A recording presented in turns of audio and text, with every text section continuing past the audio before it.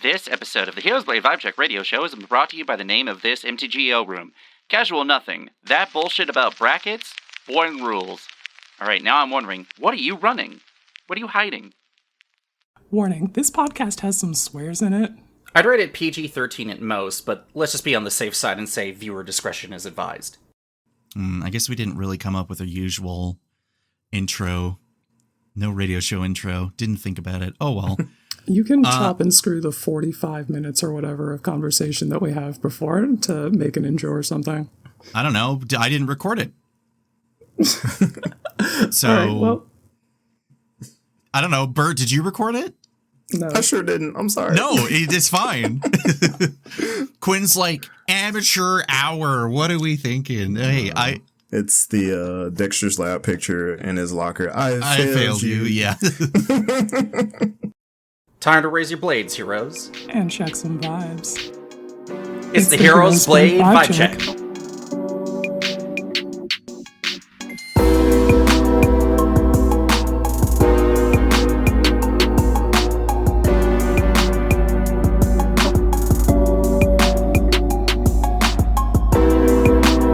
We'll say this is how we're starting the podcast. Hey, so we got a guest on. I didn't say it last episode because I wasn't sure if we were 100% locked in at the time, but then we were confirmed like immediately afterward.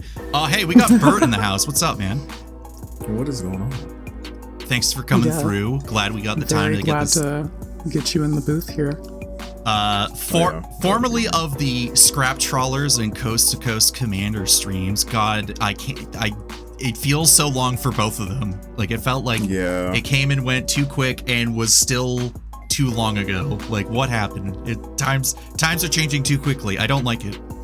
There's also the YouTube channel, MTGBert. You've got some stuff you're working on. True, always and forever. It just, life kind of takes over sometimes, given some of the responsibilities that I have that I haven't built. But I still want to do the Magic thing. I just have not had much time. Yep. That is a pretty important thing right now. Yeah, but we're freeing up a little bit. It's beginning to work. Like, I have some stuff in the works, but nothing was able to get finished. But I'm ready. It's coming. We're on a comeback. Hell yeah, dude. Hashtag big things coming. We love to see that from our friends. The path to content creation it's an arduous journey. Many pitfalls, and ultimately it's like, the questions you got to ask yourself of like, do I have the time, the energy, and like the willpower / like the desire to do it? And all pretty As it important turns questions. out, I can't shut the fuck up. We can't shut the fuck up. So that's why you keep looking at the clock on how long these episodes go for. You're like, damn, these bitches be talking for like 4 fucking hours. What are they doing? How can they talk about so much Magic? Well, you see, Magic the Gathering is an awesome. I've gathered it. Yeah, y'all didn't know that was my full name, though. Bitches be talking. Yep. Welcome to the Bitches Be Talking podcast, where we be talking about Magic. Hey. True. That's so real. So, Bert, usually this is the part of the podcast where we talk about like our other hobbies other than Magic. What have you been up to outside of Magic with the time that you have to spare? So one of the things that I do is, unfortunately, I'm a gacha gamer. You know what? I got one gacha game I'm playing right now, so I hear that, dude. I think I'm up to 3. I started Genshin again, unfortunately. No, dude, don't do it. I know. Listen, man. Varka's coming out. We've been teased on this character since freaking 1.0. Listen, it's fine. Everything's fine. I know some of these words. Yeah. I like your words, Funny Magic Man. So there's that, as well as another Hoyo game, which is Star Rail. Yep, Star Rail. Pretty good. Typical turn-based combat, except everybody has a cutscene whenever they do anything. Yep. Listen, we got to make it cinematic, all right?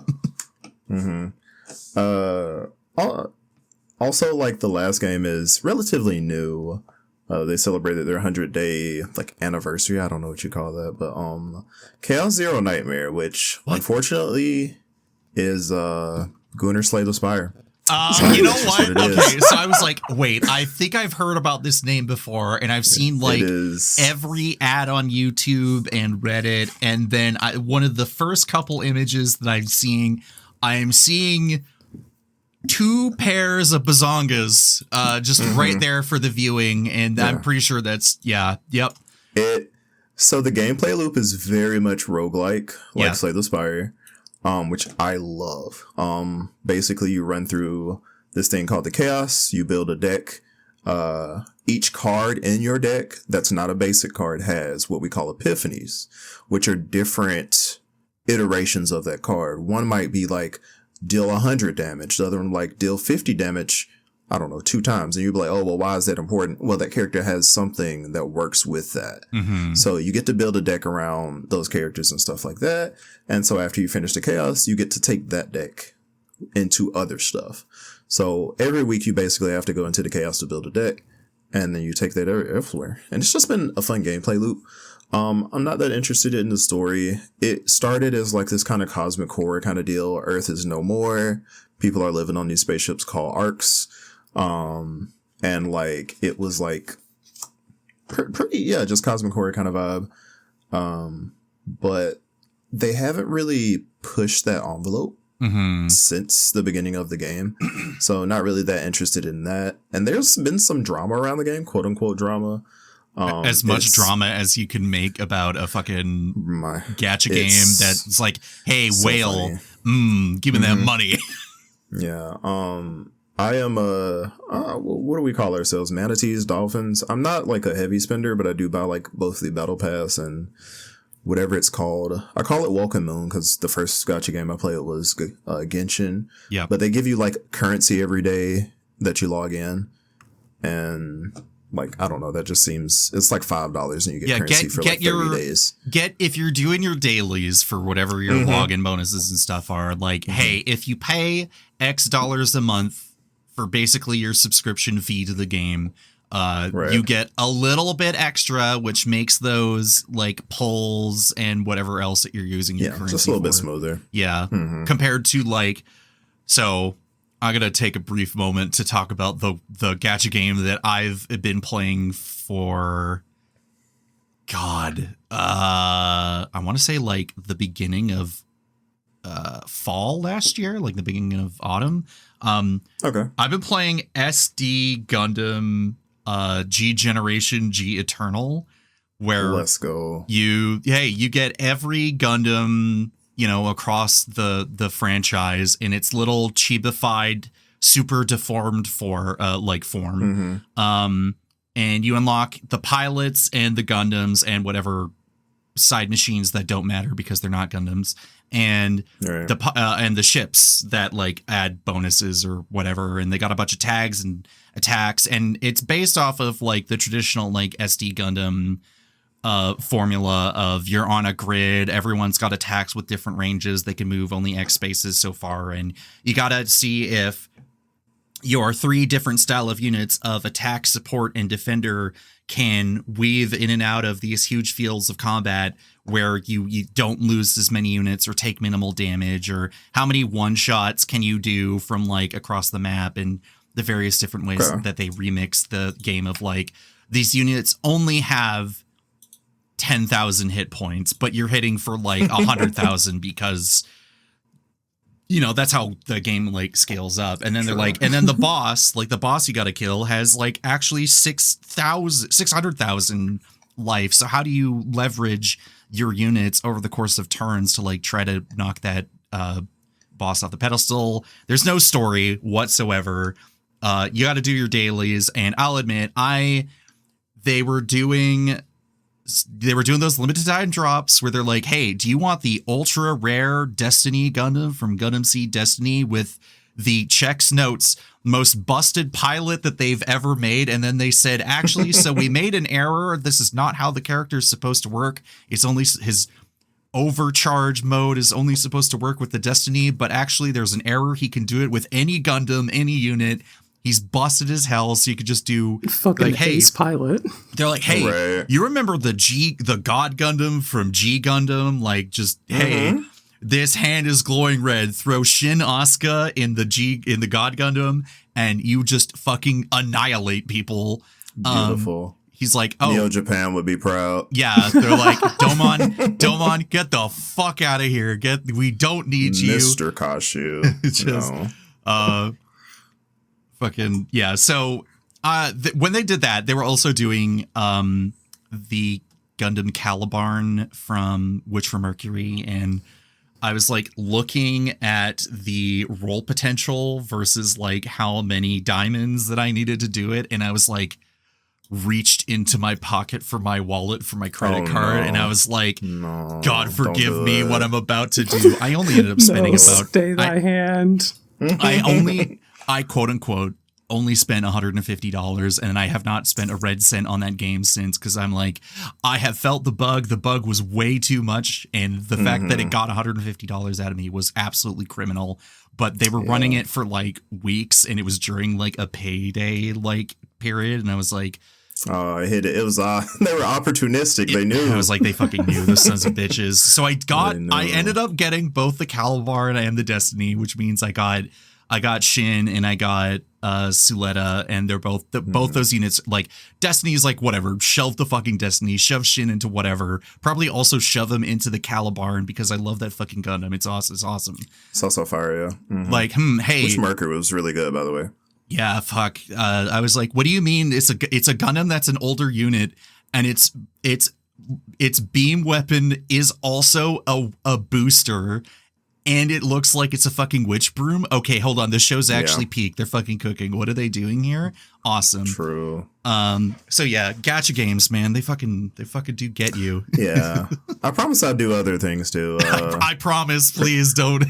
Don't. They're games. I play actual games too. I've been playing. Roguelikes are kind of my jam. Which, you know, whatever. Aethermancer has been a really fun game I've been playing, which is.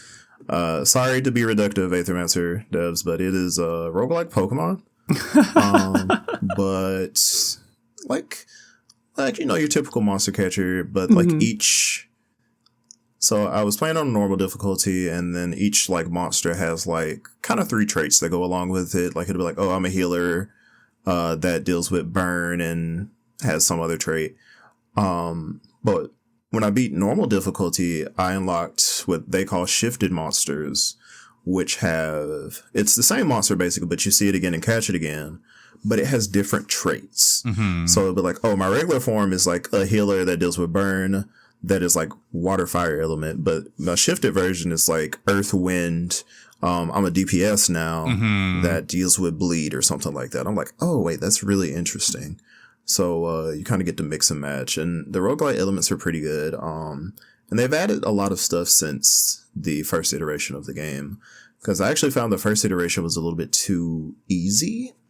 But then they added this thing called corruption. So now as you go through your run, whenever you take damage, that monster loses max HP. Oh no. For the amount of, like, there's like a cap, of course, but there's like a certain amount of damage is linked to a certain amount of corruption. Like, you can heal back up to max HP, like in a battle. Yeah. But when you start the next battle, if you had over that, it just goes back to where it is. Like, if I have 30 max HP, but I have 15 corruption, I'm going to be 15 HP when I go to the next battle. Oh, hell no. Oh, this kind of sounds like using dark chips and Battle Network. Yes, reduce that HP. Yeah. Reduce that HP. They were so busted, though. You didn't care. No, you're like, oh, Dark Sword deals 400 2 by 5 grid. Like, whatever. Fucking kill them all. Just use that Dark Sword. But yeah, that's usually what I've really been into. I still play F&M every Friday. And sometimes you cook, sometimes you get cooked. I need that on a t-shirt at this point, because that's real. I do need that on a t-shirt. People will be like, man, I got cooked today. I'm like, listen, get them next week. You know, at this point, we've reached this sort of, I need to go to a t-shirt place, and I just need to put in a big order. I'm like, look, I want 5 t-shirts, and I want to put the podcast logo on one, and then I want quotes from my friends on others, and I got to take them to like my Magic the Gathering meetups, or like where I'm on stream where people can like read my shirt and be like, so here's an Empress Quinnism quote. here's like whatever crazy shit that we talk about on the internet, because we do be posting and we do be yapping about just things that are always applicable to Magic the Gathering. For sure. I don't know. We need the voices. Like, I don't know, especially with we had the unbanning recently. There weren't any bans, but people at the shop are. Everybody has their own opinion, you know. And I do want to respect everyone's opinion, but my beef comes in where I have like. How do I meme this? How do we make this memeable? The SpongeBob episode where Patrick and SpongeBob were trying to like reform Manta Ray or Rayman or whatever his name is. Oh shoot. I think I know. Yeah. And so he's like, "This is your wallet," and you're like, "Yeah." So it was like that. So this is your opinion, and you're like, "Yep," but you have nothing to defend it. Yep. So you should find evidence to support this thesis. Sounds right to me. Well, do that. No. I don't want to do it. No. That requires effort. Oh, damn, Bert, why are you calling me out like this? No, I can't. On my own podcast? Nah, man. It really was somebody at the shop saying that the farewell shouldn't be a game changer. And I was just like, I understand why you would feel that way as a youngin in the Magic universe. But you have to realize that card has not existed. What, 3 years? When was Neon Kamigawa? Neon Dynasty. That was what 2023, right? So the premier, one of the best board wipes in the format, hasn't existed for that long. So you see it as a mainstay. I see it as an exception to the rule. Yeah. Also, one of the arguments Neon that Dynasty came was up. Oh, it's even worse. It was 2022. God damn it. Okay, so for 4 years now, give or take. But they were like, "Oh, this disincentivized people from running board wipes." I was like, "It disincentivized people from running the best board wipe." Like, I don't know. Here's the thing: for all the people that say that running Farewell, like, okay, Farewell shouldn't be a game changer. Okay, so first of all, let's say that you are the quote unquote average player and you're playing between like bracket 2 or bracket 3, and if you're playing 3, you get 3 game changers. Is Farewell enough of a game changer? And also, what are the social implications of you playing the card? Just play Austere Command or something, you know? Like, we got alternatives. We got options. Exactly. But they're like, I want this. And I'm like, well, Austere Command was that for years, by the way. Yes. Like, we played Austere Command happily. And then, Farewell came out. I was like, I don't want to play with you anymore. I nearly got Austere Commanded last night, but unfortunately my friend lost the game before that, and he's like, well, I would have. Oh, that's so fun. But I died. And I'm like, good, great, Got your good ass. for me. Yeah. But so I like to teach the people. And really I just want people to think about things different ways, right? Just try to be like, well, think about it this way or something. Well, not that I really want to just immediately go talk about the social media landscape on Bluesky recently. And obviously people are talking in Discords, depending on the type of community that you're a part of or the group chats. Quinn and I's opinions, the unbans happened and Farewell got made a game changer and we gave the thumbs up and we moved on with our day. But, everyone's immediately like, well, no, wait, why is Biorhythm immediately spiking X many dollars? And then you got some dude out of the woods showing up and being like, well, I'm suddenly validated in my 200 Biorhythm purchases. And everyone's like, huh? Or you'd be like my friend who had 440 copies of Lutri, which I will never understand how he managed to do that, but that's a whole other thing. And just, everyone's got to be the Magic the Gathering main character on Bluesky with the posts, right? TMNT stuff is happening, blah, blah, blah. Who cares? That's not the point. But it's just like, we have to, if we're trying to keep our sanity, we have to be measured. Yes. Compared to just immediately doing the knee-jerk reaction of, I think Teenage Mutant Ninja Turtles has the worst art direction of all time versus someone else being like, and now you have offended me personally and I'll declare war on you. And I'm like, I need everyone to please log the fuck off. I need you to please stop. Yeah. Yeah, I actually haven't been on social media that much, and it has actually done a lot I can for tell. Quinn, hit canon and don't engage. Yeah, this is where I play that track that I wrote a few years back, Canon and Don't Engage, because you can it's free to shut the fuck up, actually. Yeah, it's a free action. That's what we said at D&D. It's a free action. Yeah, Just take it. I made a post that I shouldn't have just bothered doing, but everyone has to get their opinion out into the world, except if you don't have to. But I just realized more and more when it comes to Magic, it's like, are we able to have a civil discussion? Just like, what are we, maybe this is the soapbox at the beginning of the podcast, but I'm like, can we have a productive conversation? And not just okay, I see your point and I see your point, but we will still agree to disagree. That is not a fruitful discussion. I gain nothing out of that because our opinions were not changed or swayed. And the way I look at it is like, you know what? I just don't need to have that conversation. It just doesn't need to happen. We're done. It's over. It's so funny. I'm learning this so much. There have been a lot of times. The part-time job is at a card shop, so I'll get snippets of like conversations with people, and they'll be like, well, now... After it's been about 3 months, I guess I was stressed, and trying to talk. But basically now it's like, is this conversation worth it? Do I even know this person? Do I even know that they will take what I say, like, seriously? If like any of those are no, it's just like, I'm gonna just keep it pushing, man. Because, I had one guy tell me, I only need to be unbanned. I was like, I don't know if it's safe, man. If Iona is unbanned, I think Painter Servant has to be banned. I don't think those two can exist at the same time. Yeah, that makes sense. And I was like, what about monocolor decks?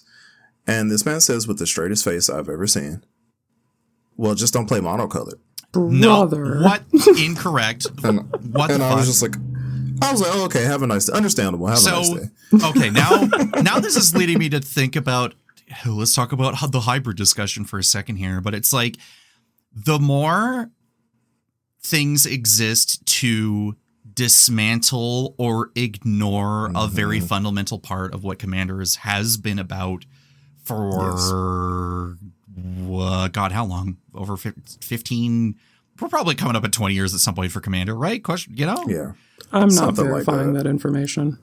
Yeah, don't go watch the video I'll be talking about later when we talk about creative media. But it's like there are things that have been a fundamental part of Commander for a long time. So if we begin to like dismantle it, then it doesn't feel as unique anymore. And I'm thinking about Sun's Boros Legion, like State of the Legion thing that we did a few episodes ago, Quinn, where Suns was like, well, the more card designs come out, the more that colors lose their identity, so nothing really matters. And I'm obviously like exaggerating a bit what he was talking about. And I'm like, that feels a little disingenuous to like, yes, we joke about green all the time, doing green things and hitting landfalls and bringing stuff back from the graveyard and blah, blah, blah, right? Like, green does everything. It's the best color, blah, blah. But it's like, right.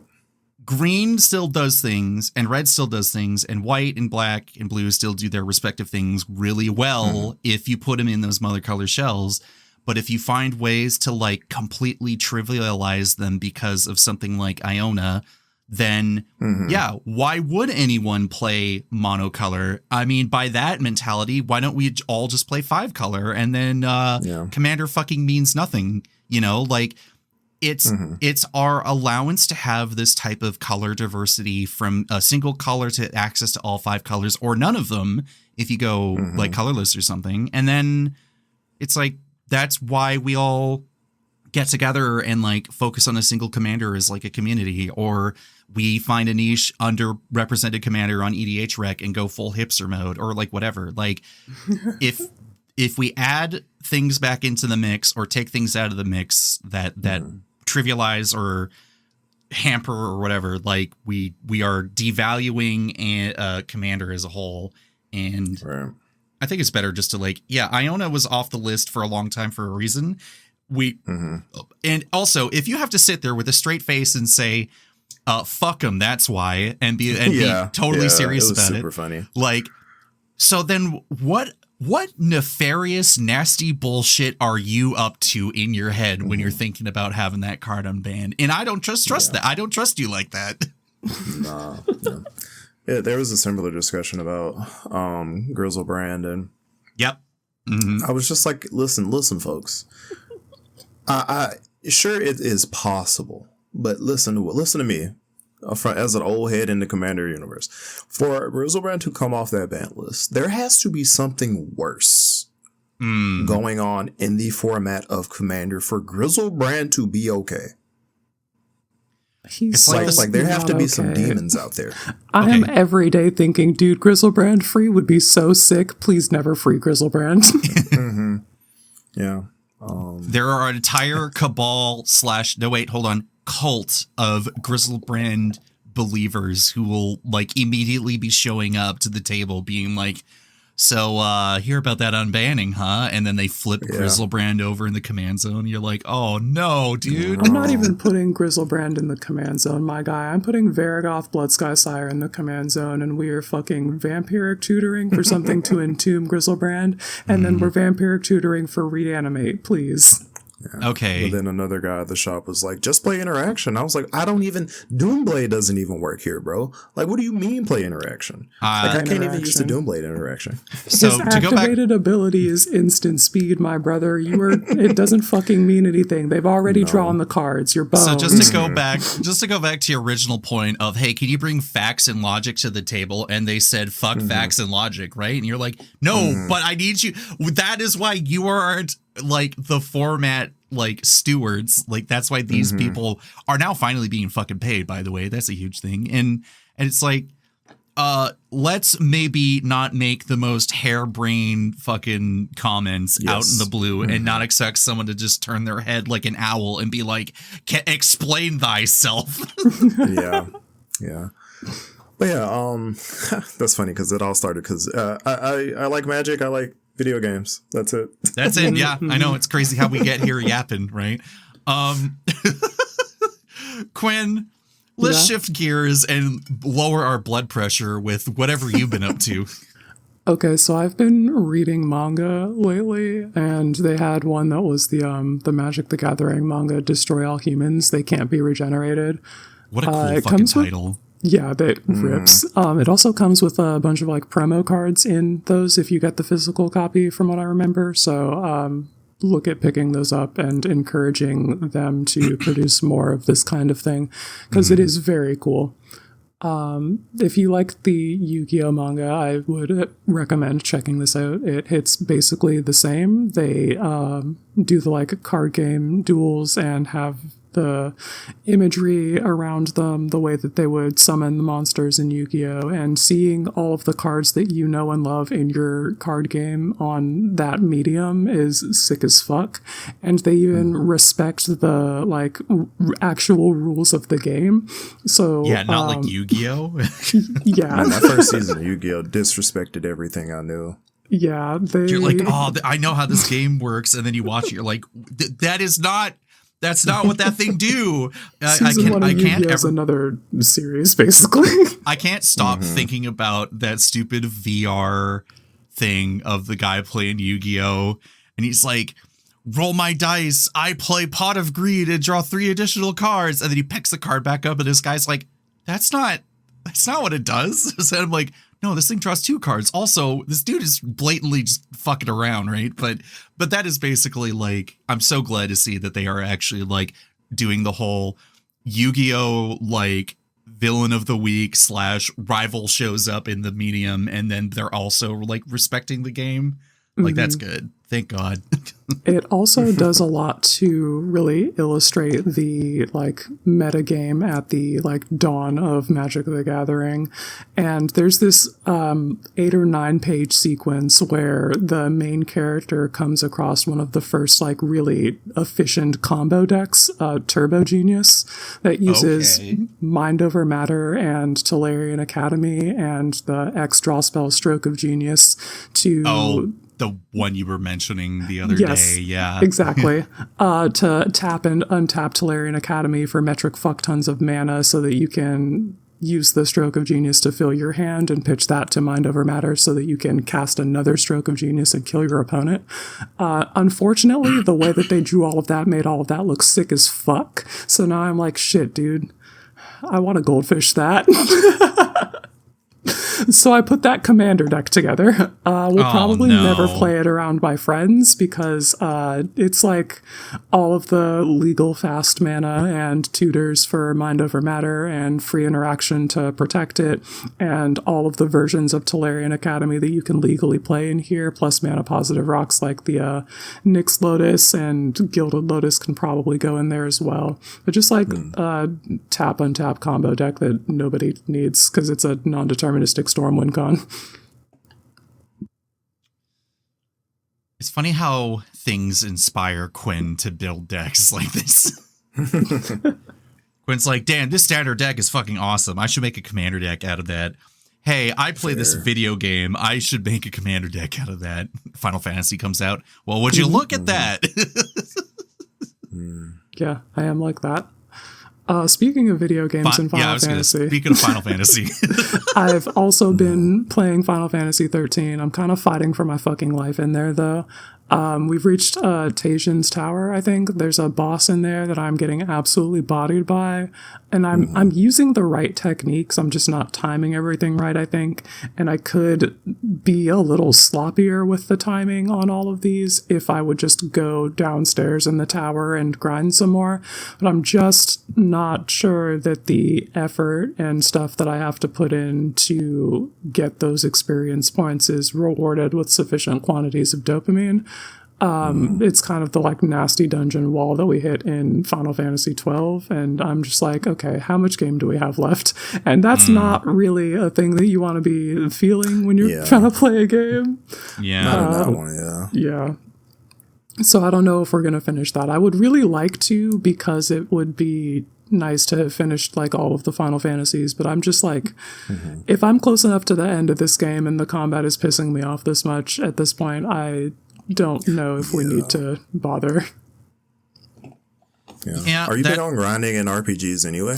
Not really. I really just like to like follow the story of the RPG, and if I've been doing that and not running from any of the battles, then you should be able to... Exactly. An appropriately built RPG should just be like, fine, I should have a sufficient challenge for all of these, but I don't know. Some of them are like, you should actually grind. That's what we want from you.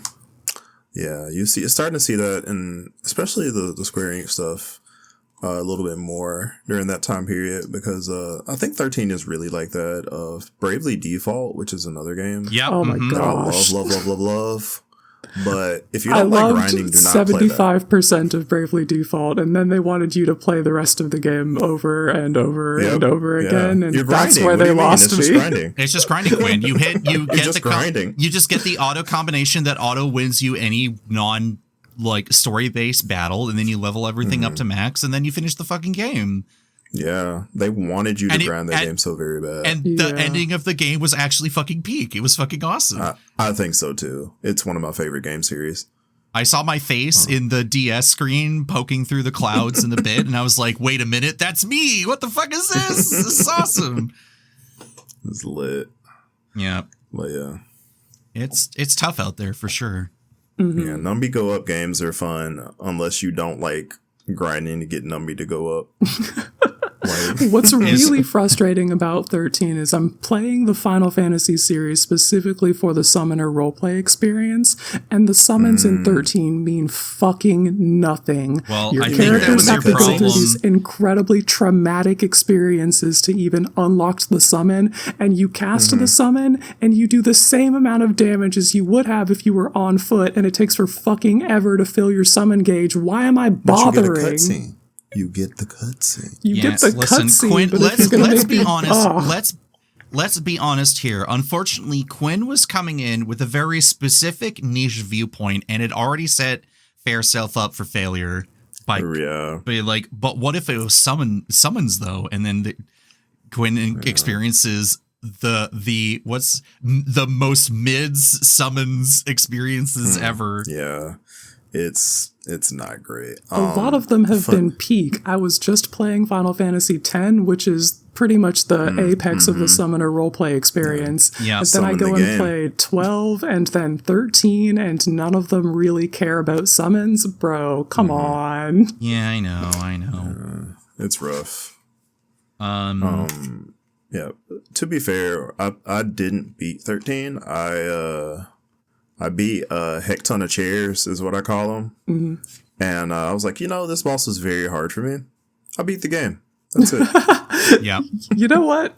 I respect Roll that. credits. I'm surrounded by people who won't finish games, and meanwhile I'm over here like, I played some of the most dog water fucking games. Yeah, I am farther than you in 13, so I do not want to hear it.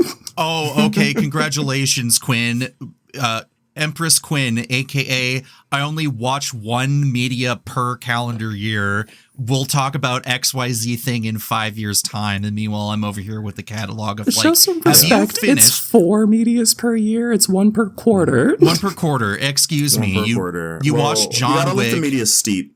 Let the media steep. Mm-hmm, mm-hmm. Look, with the rising use of generative AI and a bunch of shit, I'm more looking fondly back at old media and being like, I should probably buy a VHS player and just grab a bunch of movies from my parents' place and watch it, because we're not going to be getting that experience anymore. And I'm sick and tired of fucking streaming services.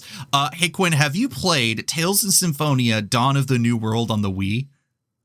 No, I have not. I do, I think, have Tales of Symphonia in my ROM collection somewhere, but not the Dawn of the New World for the Wii. Yes. So if you have ever played a simultaneously, this gameplay, the combat gameplay of a Tales game, pretty good. You get a monster summoning thing. That's pretty cool. Then you can put monsters in your team. That's awesome. It's a bit of Pokemon.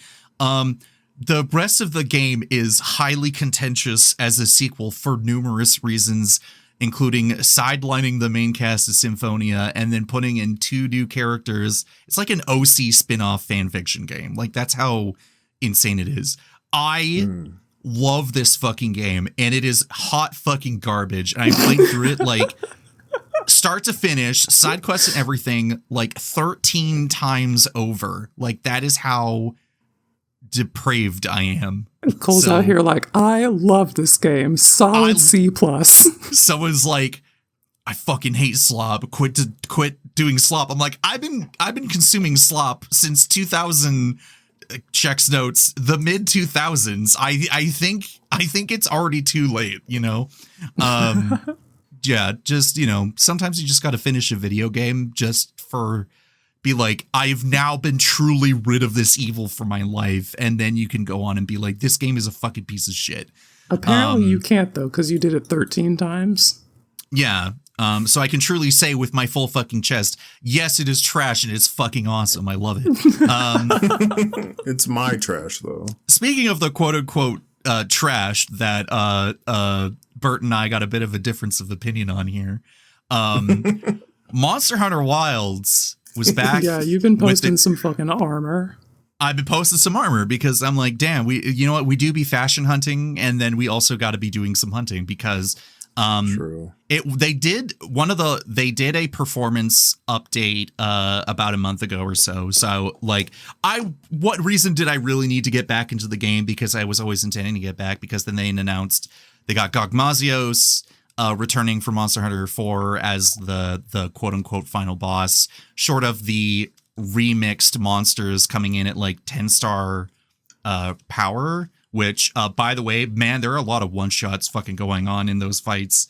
But at the same time, damn, these armors do be looking awesome. These monsters do be hitting fucking hard. Bert, did you finish all of the low rank stuff? Like, you finished the story? I didn't actually. There were a lot of crashes on my end. We can't have this conversation. Not yet. There are a lot of crashes on my end for that. So it was very hard and disheartening when I'm fighting, something, and then my thing crashes. Like, well, that was, 10 minutes I'm never going to get back. And then, so it was very unstable. But with the performance update being a thing, I do think because I downloaded Rise. I literally re-downloaded Rise and was like, well, I'm going to play this. And you should. I mean, and everyone should anyway, because Rise is fucking awesome. Yeah, it's a really good game. But knowing that Wilds had an update specifically to make it perform better, that actually gives me a little bit of hope. So I'm actually a little bit antsy to go ahead and download that, ready to get that. So yeah, let me know what you think when that happens, because I've been having a blast.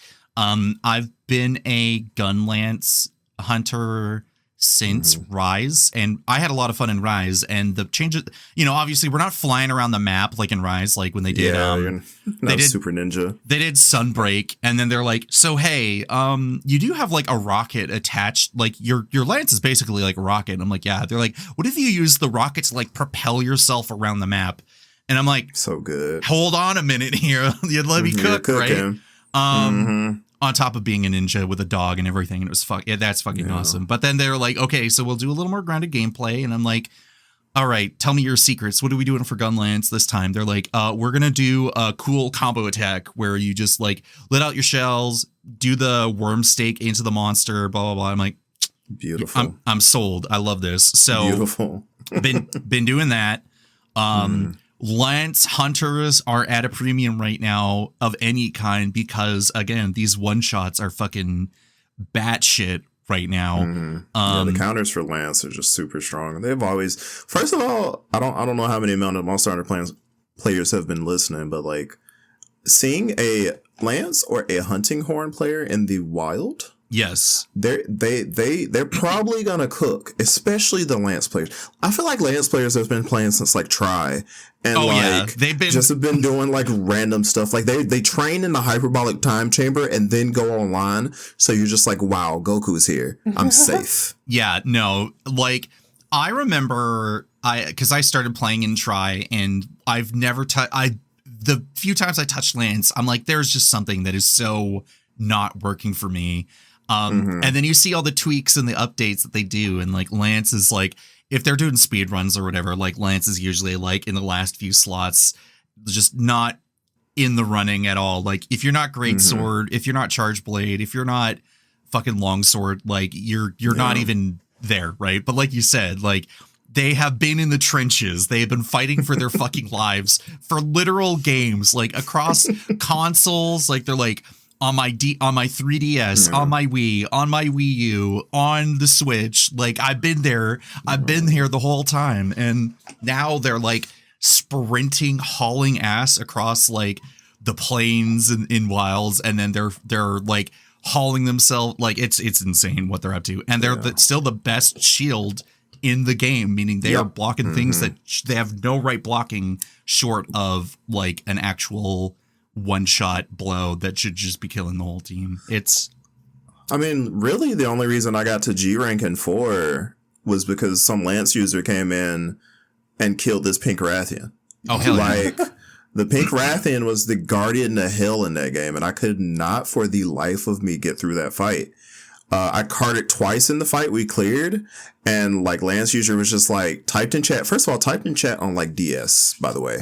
So you're like, I can't get my gratuitous thank you to you fast enough. Yeah, they were like, I got this, and I was like, okay. And then Monster Hunter players know when that camera cuts, you either know you failed the hunt or you've like succeeded. Like there is no in between. Yeah, it's so the camera cut to that Pink Rathian dying. I could have cried that day. It was times were different when we were playing like 4U on the 3DS, being like, all right, we gotta fight like G rank Furious Rajang. Like good fucking luck. Like I need Furious Rajang parts for my really weird mix set that we had with no fashion hunting this game. We are trying to get that hyper specific one, and then you're just like, hell, hey, enters new zone. What's that? Monkey comes barreling into you. Die. Guess we'll run it back. And then you rinse and repeat. And people are like, please stop dying in the 3DS text box. You're like, guys, please. I'm just a guy. It's true pain. It's true pain if you type in that 3DS text chat, man. I'm just telling y'all. Like, if you saw something pop up, something happened. Also, if you didn't do anything, you tried to get your carves and the rest of the party's kicking you, so you can't get your carves. Yeah. What a wow. You know what? Monster Hunter is pretty good in retrospect. We've come a very long way. A long way. Y'all over here talking about the 3DS like it's ancient, and I'm just granny coming up in my walker. Y'all remember the claw grip on Freedom Unite on PSP? Oh, get the fuck out of here with your PSP claw grip. You know what? Hold on. So when Monster Hunter 3 Ultimate came out for the 3DS, we didn't have a second stick. Like, we were like, so we had to do the claw, or we had to use the fucking touchscreen. We had to Touchscreen, yeah. We're like, all right, let's rearrange the bottom menu on the touchscreen so I can reach across with my right thumb so I don't have to freaking develop early onset osteoarthritis in my left hand because I have to do the fucking claw grip. But then they made the 3DS XL. Circle Pad Pro came out too. Yeah, oh God, I don't even know where mine went, but I was like, you know what? I need to get this because otherwise, like, I can't play Monster Hunter 3 Ultimate. Yeah, I got to be good at this game. You know, it just hits different being good at Monster Hunter. Yeah. Yep. Let's move on to Magic the Gathering stuff. I think we've hit our quota for non-hobby stuff. I could go and complain about my miniature handheld experiences where it fucked off again, but whatever, that's a whole other thing. Let's talk about vibe checks. Let's start off and set the tone between Quinn and I, and then maybe Bert, if you got something in mind, you can suggest something. So, Quinn, what is your vibe check for this episode? Yeah, I got a fucking turtle coming at you. Hashtag shell, yeah. It's Michelangelo, the Heart, a legendary creature, mutant ninja turtle for 1 and a green. He's a 2/1, and he has trample. He's also got Raid the Fridge. At the beginning of your second main phase, if you attacked this turn, put a +1/+1 counter on target creature you control and create a food token.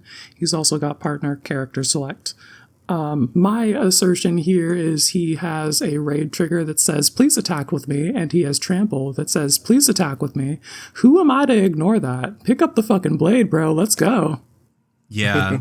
Also, Raid the Fridge. I'm like, so wow. fucking Powerful. funny. He's the hungry guy, and Raid is already a thing that we have, so they can just parentheses the fridge, and it's, chef's kiss. He is the Wahoo the Wahoo Wacky Pizza guy, but not Dante. He's Michelangelo. Yeah, I mean they all kind of are, but this one especially. Yeah. I was on the receiving end of this guy a couple weeks ago, and I was like, What do you mean he's doing all this? Why are you making food? Stop this. And then I started freezing him, and you were like, no. I was, yeah. Oh man, I got to the in the early game, I was just like, what am I supposed to do with these food tokens? What do they do in this deck? And then in the late game, I'm like, fuck, I need to cram these pizzas into my mouth right now. Right now, yeah.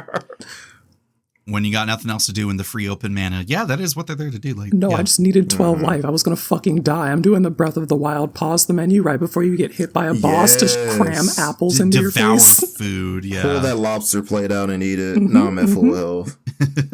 Just please don't hurt me. No. Okay. 1 sec, please. I need Hold a on. sandwich. Hold on.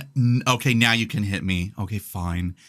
That's a pretty good one. Pretty strong to have a Hero's Blade on that guy. Let me come from a different angle, slightly, kind of. We got Rip Spawn Hunter back from Duskmorn.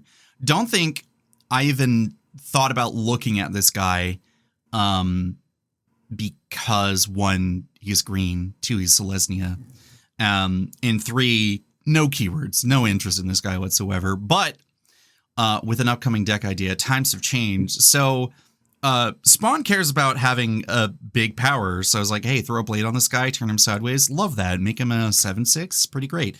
But then it's the, hey, at the beginning of your second main phase, if he's tapped, look at the top X cards of your library. So look at the top 7 and grab as many different powered creatures from them and put it into your hand. Yeah, seems pretty good. So let's fucking do that.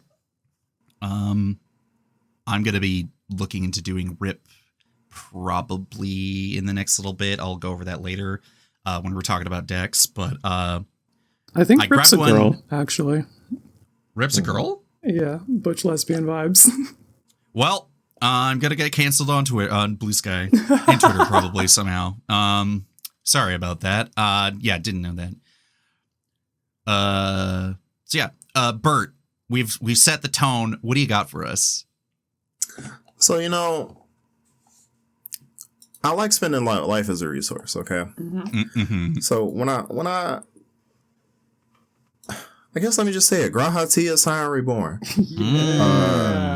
Listen, I'm sitting here like I was like, do I have anybody that passed the vibe check? And I was like looking, and I was like, well, I literally play Wrecking Ball Arm in this deck for that reason. Yeah, dude. Why not this too? So, for the uninitiated, Grahatia Scion Reborn, Esper for a 2/3 with lifelink with a block of text because it's a modern magic card. But basically, when you cast a non-creature, the first non-creature spell each turn, a non-creature spell, you can spend X life where X is the mana value, make a 1/1, and then put that many counters on it. You can only do that once per turn. Yeah. But then you play Sigarda's Aid, and you're just like, sounds good. Once every turn, sounds great. Yeah, and I'm just like, wait, because I like I said, I have ways to like equip them with a couple of things just to get that life back. Because listen, times are tough. So we have the Shadow Spear, we have the Wrecking Ball Arm, we have Reaper Scythe, which is that card on flavor. Yeah.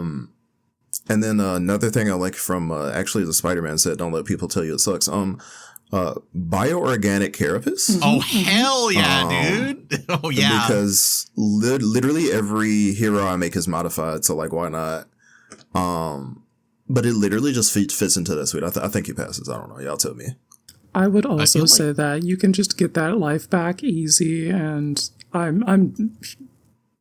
buying. Sold. I think we did do Gratia as a vibe check like a while ago when Final Fantasy was in full swing, and I think the sentiment still agree, like same here, that increase in life via the life link when you're churning through your life that quickly, pretty impactful, pretty useful. That's one way to keep yourself in the game.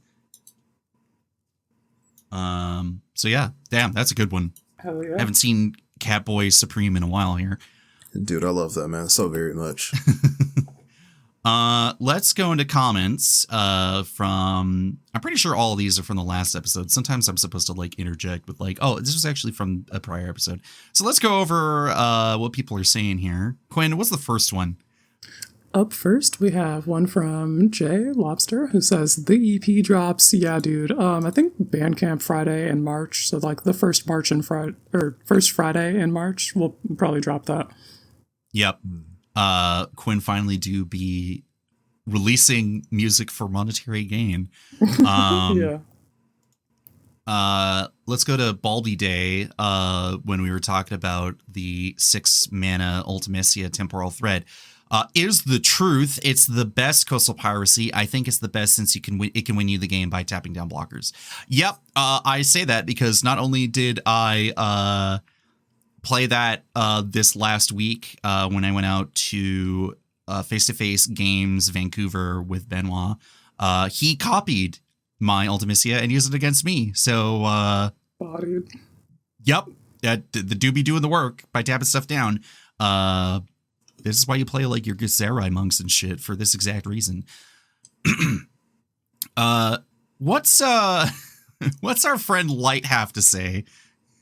Light is saying, I'm Myra from K-pop Demon Hunters. I'm Seto Kaiba. I'm not Grima Wormtongue. What the fuck, Alter?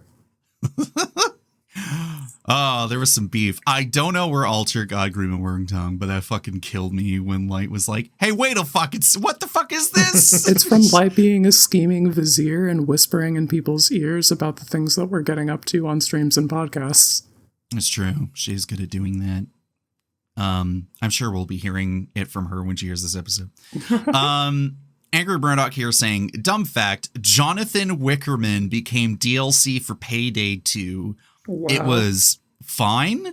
Look, they also had another coked out action movie tie-in too. Don't go back and try it. Yeah, I don't think I'm going to be doing that.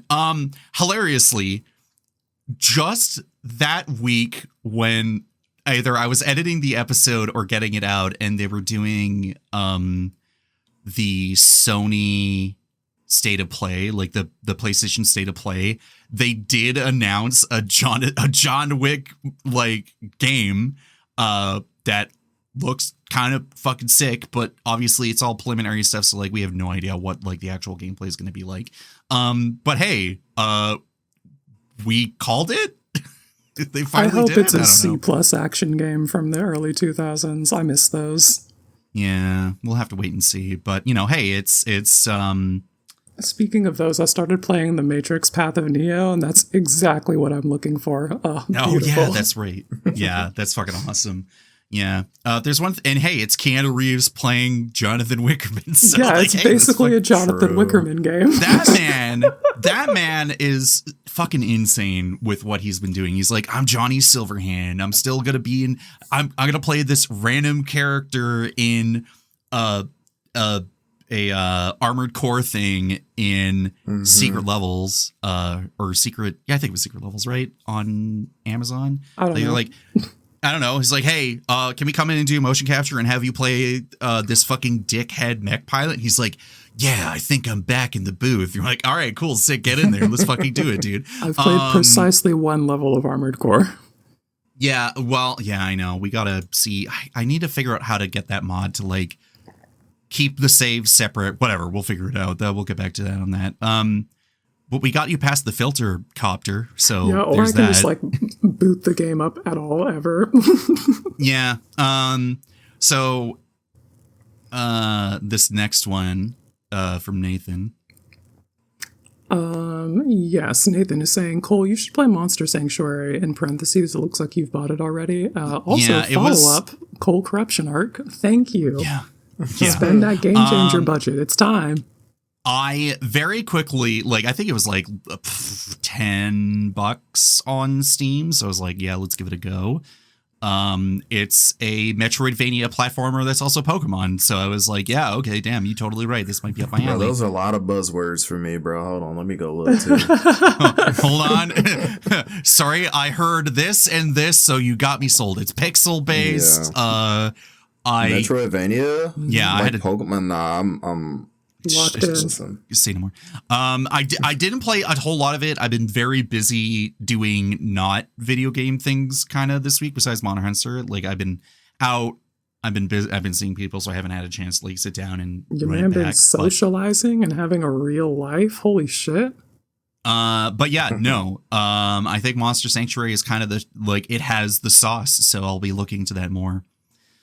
All right. So Ray here is saying, my Hogak deck is about to benefit from Lenny's shout out of Spry and Mighty. Yes, I would like to cast that with Gak, the Gak, aka Hogak, and any of the Satyr Wayfinder variants on board. Oh yeah, that's pretty fucking nutty. And here I thought Luwin was the only card from Lorwyn for that deck. No, as it turns out, Lorwyn Eclipsed has a lot of like really cool utility cards and like just enchantments and shit that does the work. So go. This is why you do research and look at a set, even if you are completely disillusioned, exhausted with a set release schedule and so on. Just go back and go take a look back at Edge of Eternities. They got a lot of cool cards in there.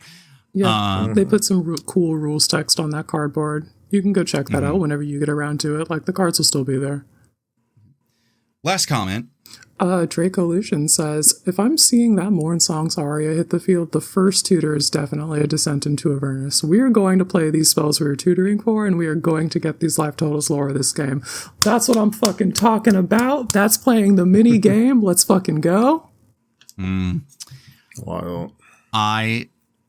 Speaking of Descent into Avernus, one last thing to mention is that I managed to survive and outrace Benji's Descent into Avernus the other week. Nice. By flipping Ormondal and keeping him alive and attacking people with the lifelink trigger. I was like, I am not. You are trying to drag me into the crab bucket? I don't fucking think so. Lifelink is extra turns. Yep. All right. Quinn, do we got a track this week? Yeah. Hey, hold on. You said it was back over here? Okay. Holy shit, this is old. Yeah, okay. All right, let me pop this in. All right, let's check this out. All right, starting that over.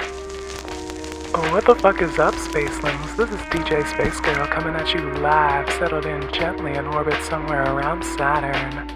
What we got up next for you is another long set of that good from my upcoming mixtape, Digital Feels, Analog Dreams. So I need you to get real comfy, pour up some of whatever you sipping on, roll up some of whatever you smoking on, and ride through the cosmos with me.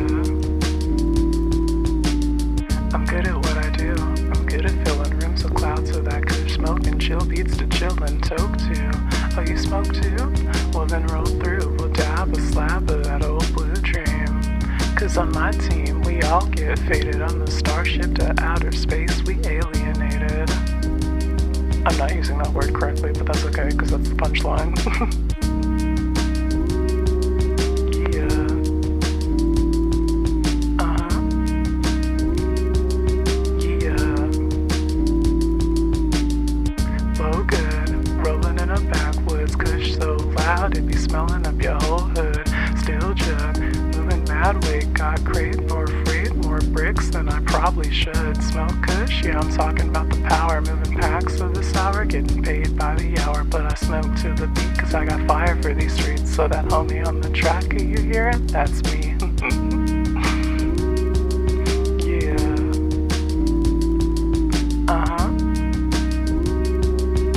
Yeah. We out. Digital Feels, Analog Dreams, coming soon. Stay tuned. I'm gonna go take another dab. Later.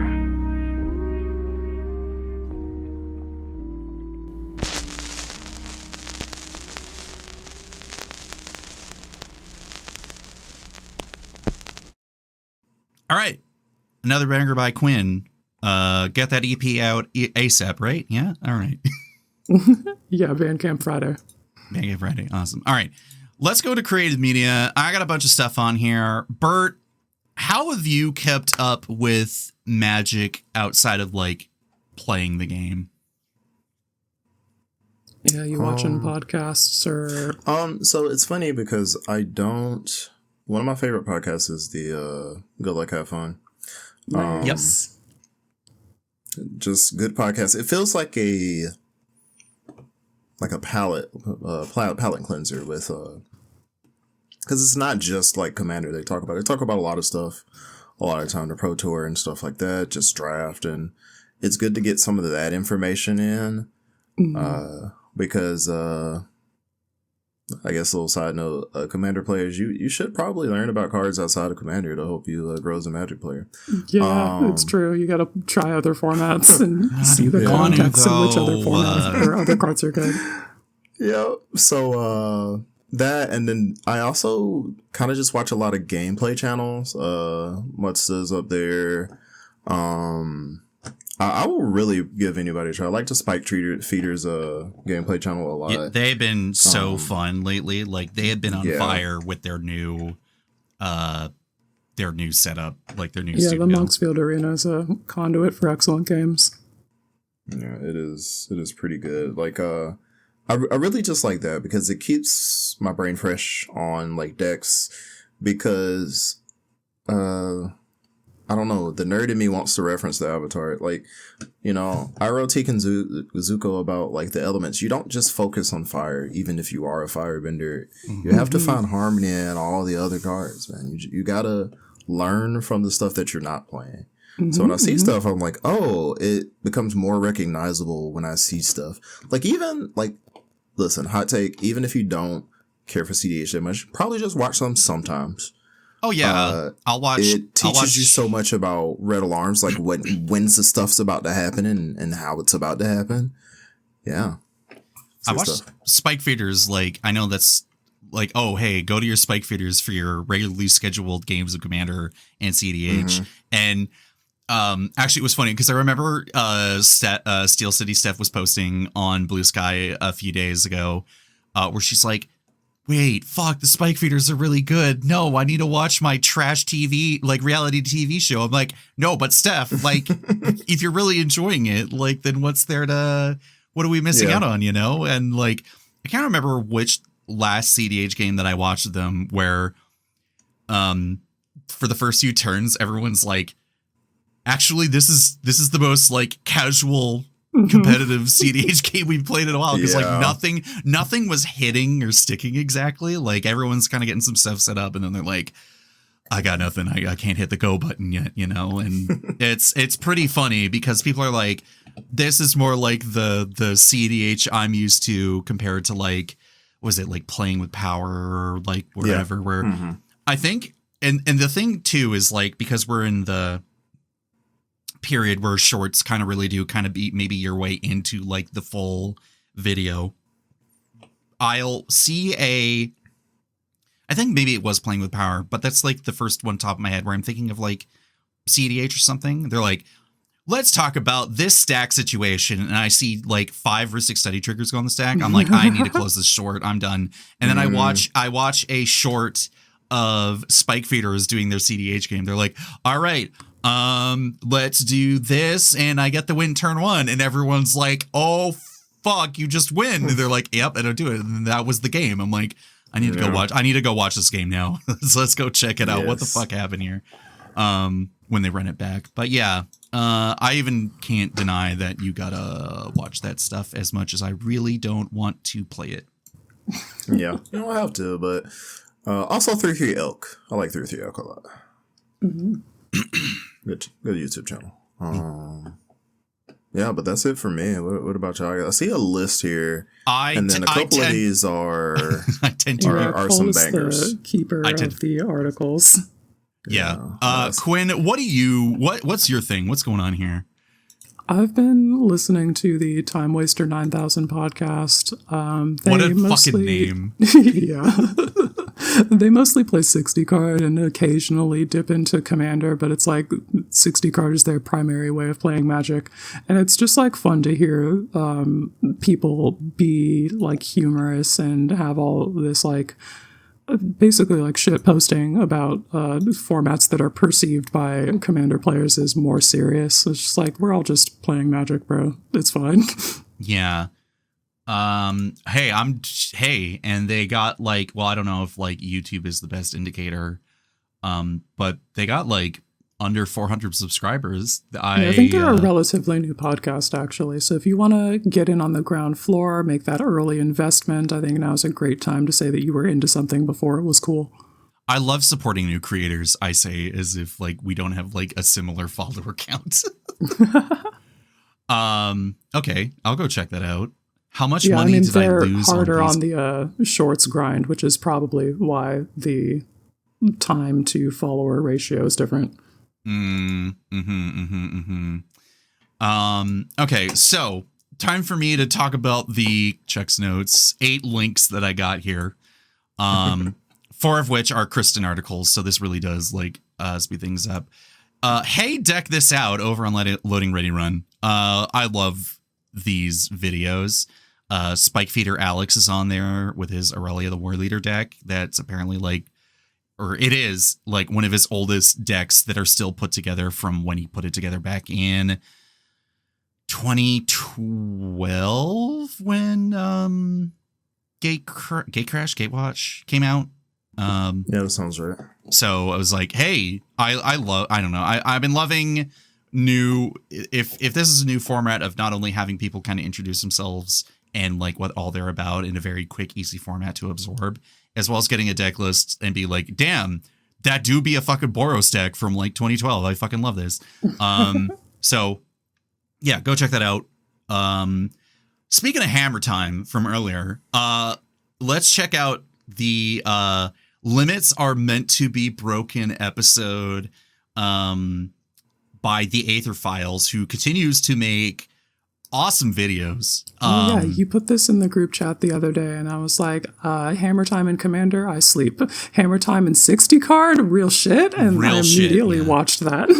So this is from, so the Aether Files only has 5 videos out right now, or 7 videos, I guess, between shorts and everything. We got the one that started it all, what is a commander deck? When is a commander deck not a deck? Illusion, a daydream, the art of the top deck, with lightning helix, and so on and so on and so on. Good high quality videos about the history of like Magic, and like, you know, I just think it's just really cool, really good. I don't normally watch, excuse me, I'm freaking blanking on the name right now. Cole, cut this out. Malthound. But I came across his one where he's like, I can't handle these decks. Where one of them was like the new Brigade, and he's like, okay, so you have infinite mana, but like turn 4, like what are we doing here? An absolute dog water like Merfolk deck, I think, or something, or Cephaloid, like squid, octopus deck. Cephaloid? Yeah. I don't know, whatever. So yeah, all those were fucking awesome. Hilarious, absolute hilarious half hour, probably, you know, if there's something you want to run in the background or whatever. And then finally, in terms of the videos, we got here, Card Market released an hour-long video about the history of Commander while interviewing Josh Quay, Olivia Gobert-Hicks, Gavin Verhey, Tomer, the Budget Commander, and Kristen Gregory, who will be coming up in a sec here. Very well edited, very informative. If you want to get kind of recontextualized about what Commander is and where we've been and how we got here, that's the video you want to go check out. So go take a look in that. And then the 4 articles here that are from Kristen over on Card Kingdom. The titles being The Best Mana Rocks That Aren't Soul Ring or Arcane Signet. Hey, personal shout out to All Fate Scroll. That card's so good. It's coming up. Mm-hmm. It's really bumping up in my list of priorities here. It's pretty good. So, you know, you want to diversify from Soul Ring and Arcane Signet. This is the way you want to go see what she's recommending here. She's got, is it time to unbrand Grizzle branding Commander? Very topical. Yeah. The Hobbit is the test for Universes Beyond reprints, which, you know, hey, are we going to get the One Ring again? I don't know. We'll have to see how this all turns out, because obviously what the Hobbit is not what the Lord of the Rings trilogy is. So, you know, are they able to have everything be a 1-to-1 reprint when maybe the characters didn't come up or whatever? So we'll have to wait and see how that turns out in a few months. And then finally, 10 cards from Teenage Mutant Ninja Turtles Commander that really crust my pizza. That is a fucking hilarious title for an article. I will want to shout out the card that I clearly did not read the first time until Kristen brought it up in the article. Electric Seaweed. I did not know. I'm sorry, Electric Seaweed. I didn't respect your game. I didn't know you were fucking Red Massacre Girl. Hello. Yeah, I did not know, and now I know, and it has haste. There could be something here for Adric. I don't know. Yeah, I, as someone who's only real, I don't know, Teenage Mutant Ninja Turtles hasn't really been like a big thing in my life. I remember the run, I think they did from 2003 to like 2010. I think it was on like Nickelodeon or not Teletoon. Maybe it was Teletoon. I don't know. But like that was like the only thing I was exposed to, and it was kind of like I was like, oh, this is really cool. Yeah. Other than that, I get none of the video game references or anything like that. So it's just purely from the, is this a cool card? Yes or no? And yeah, some of those cards are pretty cool. Some of them are pretty sick. So you haven't been personally traumatized by Electric Seaweed? No, yeah, I haven't played that level either. I will be ignorantly giving people PTSD by playing the card of Commander and then being like, Electric Seaweed? And they're like, no, please. Please, not again. I escaped that level. I called my mom and she beat it for me. Oh my god. Well, then, I didn't know your mom was cool like that. Damn. All right. I think that's it for creative media. Let's interject the episode and artificially inflate the time in the smoking mids dimension with Lenny. So we'll be back in a bit. Let's crack open a pack of mids with Lenny in the smoking mids dimension. While we're at it, let's blow off the dust of those old VHS recordings of that 1960s Spider-Man cartoon.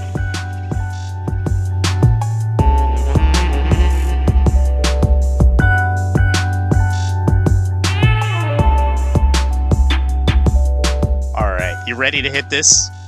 Oh, I mean, you hit All me right. with what you're doing, and we'll see what happens. All right, man. All right, so yeah, man, there's a lot of controversy about Universes Beyond that we're not going to engage with, but Nope, that's not the point. listen, there's this entire set that happened that was Spider-Man, and generally people thought it was mid. And so we're gonna try to find worse than mid. They thought it was trash. Listen, Well. then are the mids truly the cream of the crop? We don't know. But yeah, we're gonna find the mids in the mids of Spider-Man. This is Spider Mids. Oh my god. Don't let the true Spider-Man fans hear this, otherwise they'll crash out on you for calling the poor boy mid. I don't know what the heck is going on in the comics run recently. That's not what we're here to talk about, but don't go onto Reddit to read about it, because, my god. Let's talk about some Spider-Men, some Spider people that are in this set, that I think you and I both agree on this. A few here or there in particular, but let's start off with Agent Venom. Heck yeah. This one was on your list, so you want to hit this? I have thoughts and feelings, but I want to give it to you since we had a match. Sure. So we're talking about a 3-mana 2/3 symbiote soldier hero with Flash and Menace, mostly because Flash Thompson became Agent Venom. Go look that up if you want to know what the heck's going on there. Why Peter Parker's bully became this guy. And then with the words, whenever another non-token creature you control dies, you draw a card and lose a life. There's a lot of cards that fit this functionality, and adding +1 to the roster of those types of creatures in your Aristocrats deck, or maybe even your Crash Out Aristocrats deck, maybe, might be the place you want to slot this guy in. I just think he adds more than he takes away, and in a pivotal moment, you can flash him in as a board wipe happens or whatever, and cash out on your board state. Yeah, I mean, listen, we're already paying 3 mana for this effect in, like, so many things, so, like, tacking on Flash is so much better. And also, like, I'm into the just, like, let's cash out on a bad attack, and then be like, surprise, this guy, draw a bunch of cards. And it's got Menace. I'm into it. Yeah, Menace has been a keyword that's come up a lot. Will not be the last time that we mention Menace, for these mids, but never irrelevant, just a good spec mid creature to have in your 99. All right. Yeah, no, for sure. Let's hit one of mine. Since I started doing this, I became obsessed with this card, and I'm thinking about putting this in a lot of decks. I want to talk about Damage Control Crew. Okay. I need to read this card again because it's been a while, but all right. I'll read it to you like a goddamn bedtime story. 3 and a green. Damage Control Crew is a human citizen, which is a 3/3. When this creature enters, choose 1. Return target card with mana value 4 or greater from your graveyard to your hand. Or exile target artifact or enchantment. So, for those of you in the know, in the Legendary Creature podcast, this is what we call a dancer. This is somebody that will get back your copy of Dance Macabre, or anything else that you're looking to, like, bring something that's like a creature back. This guy, like, if he's in your graveyard and you cast Living Death, he's getting your Living Death back and exiling an artifact or enchantment if that's what you need to do. He's getting back your Semesters and Blink spell, any 4 mana, your Lae'zel's Acrobatics. He's coming back for that, getting that back to you, and on that one, if you hit that D20 roll, you also exile an artifact or enchantment. I think we need to be looking at this guy a lot more. Like, yes, Eternal Witness exists. You do have to have the Universes Beyond goggles on to be able to perceive this card in any single way. But now that you've pointed this out, I'm immediately looking at this card and being like, wait a minute, I can put this in the 99 of my... Oh, shoot, what's the guy's name? It's my companion deck that's only creatures in Golgari. Honest Retstein and Umori, they absolutely would love this type of effect. Not only to bring back or to help like enable recurring some stuff alongside like Honest Retstein, but exiling key enchantments and artifacts is really huge nowadays, and sometimes it's hard to justify that type of effect without it being too specialized. Yeah. I mean, listen, if you rip this guy off of your, say, Breach the Multiverse, you can get that back too. Like, yum, that's delicious. And honestly, like, if you're listening to this podcast and you're like, I hate Universes Beyond, and you haven't switched it off yet, petition Wizards. Like, listen, Ravnica, they could have a damage control crew. We could get it in Universes version of that too. Hey, why shouldn't they have something like that? New Capenna would love this card. Exactly. Like, get some Riveteers energy on this. Honestly, put a little Riveteers sign on him. Maybe they develop Safety Yellow. Anyway. Or do the generic, put him in Ravnica, because Ravnica is always building stuff and they need some poor general citizen to do the work for them. Exactly. Heck, I mean, even New Capenna had like the whole citizen as a creature type happening, so... Yeah, check it out. We could get it again. And honestly, Damage Control Crew could mean a lot of different things depending on the type of artwork that you slap onto it. Hell yeah. All right, you want to bring one up for me? Sure. This is another one you and I are sharing, at least from the list that we're sharing with each other, because this is a legend that I've grasped onto almost as quickly as the set came out, because among all the cards that I have on what I want to mention today are definitely Rakdos / Mardu leaning. We have Aranya, Heart of the Spider. So we got a 3-mana 3/3 Spider Human Hero, which is 1 red and a white. Whenever you attack, put a +1 counter on target attacking creature, and whenever a modified creature you control deals combat damage to a player, exile the top card of your library. You may play that card this turn. Turns out modified is a pretty easy condition to do, Aranya's ability aside.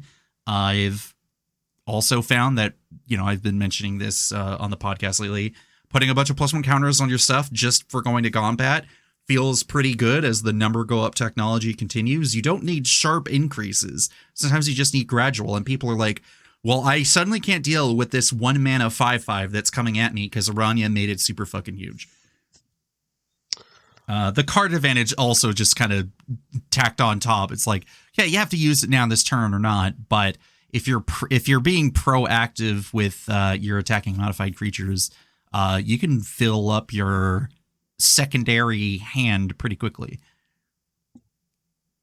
Yeah, I mean, I co-sign on this. I especially love that she's Tashar compatible, like white 3 mana value Reanimator compatible. Like, yep, Sun Titan loves her as well. Yeah. And I'm like, there's a world where there's like the put counters on things, modify things, holds hands with Cast from Exile Matters deck. And she goes right in there. I mean, I want to talk about one that's kind of like really adjacent to that is... go for it. SPDR, piloted by Penny, which is like 3 in a white-blue for a 4/4 vigilance. Puts a counter when it enters, and whenever a modified creature you control deals combat damage to a player, draw a card. I kind of think at 5 mana, it's a little more rough, but like... but that's the rarity at work, yeah.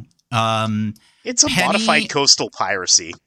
So Spider and Penny as a card, there's a lot of things going on. It is an artifact creature because Penny Parker drives a mech with a spider in it as well. It's a coastal piracy. It helps enable the modified counters thing. You could do Azorius Flicker stuff with this. It's an artifact, meaning you can tutor it, you can fabricate it, you can reanimate it with whatever things that care about artifacts coming from the graveyard to the battlefield. So not even factor like subtype aside, Spider Hero, who cares? Everything else about the card, I think, keeps it in mid territory, but can be really tricky in the right deck. And honestly, coastal piracy for modified creatures can really make or break the rest of the deck when she comes down. Yeah, absolutely. But also, how many cards do you need, right? Like, the top end of coastal piracy is more than I think people need to actually be going for. Yeah, that's, we're in the world of Commander where people are often talking about ways of getting handfuls of their interaction, or dare I say targeted removal. One of the ways to do that is obviously to draw more cards, and the more bracket 2 kind of territory that you are, the more cards you draw, the more of a target you put on your back. So having 2 or 3 modified creatures drawing you a handful of cards just to top you up a bit, but not too much. Yeah, Penny will come in clutch for that type of strategy. Oh, yeah. All right, I will refuse to make the joke about being topped up a bit, but I want everyone who's listening now to know that I could. I could do it, but I won't. Oh, man. All right. Shall we talk about the alternate podcast card? Yeah, in an alternate reality, where the Hero's Blade was just apparently not cool enough, we got our hands here, Doc Ock's Tentacles, very structured similarly, but with slightly different criteria. We got a 1-mana equipment that whenever a creature you control with mana value 5 or greater enters, you may attach this equipment to it. The equipped creature gets +4/+4, and it has an equip cost of 5. That equip cost basically just doesn't exist as long as you have your 5-mana commander or just your absolute boatload of 5-mana creatures in your deck coming out on the battlefield, flickering them, doing whatever you got to do to slap those bad boys on its back and setting it to work. Listen, I was just thinking about this. I run this in Sabin Master Monk because he's at that 5 mana. He's got the double strike, and he's extremely interested in getting +4/+4. But I think there's a space that we could talk about this. If you wanted to, Universes Within, just print out that Through the Omen Paths Giant Craft Helm. Put that in your Angel deck. Because how many banger Angels are at mana value 5? A surprising amount. I mean, Baneslayer Angel. We got can't remember the one off the top of my head that buffs other angels, angels with a bunch of keywords and everything. Yeah. Just oh boy, getting +4 just from entering is pretty huge. When you got a absolute roided out angel with a bunch of keywords on them. Heck yeah.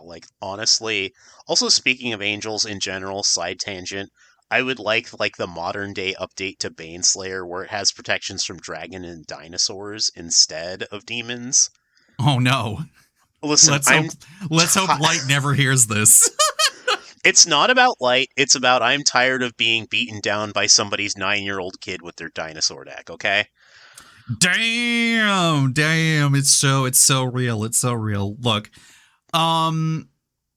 this is angel talk. We're not talking about dinosaurs, but that being said, if you're a Sarah Angel believer in any way, shape, or form, I think Doc Ock's Tentacles is going to be one of your paths to victory. Agreed. All right, I'm going to hit you with some green removal. Okay, good, because I did not bring anything green to the table. Okay. I brought it. You know what? I'm here for you today. Let's talk about Lizard Connor's Curse. This guy, yeah, go for it. 2 and 2 green, trample, 5/5.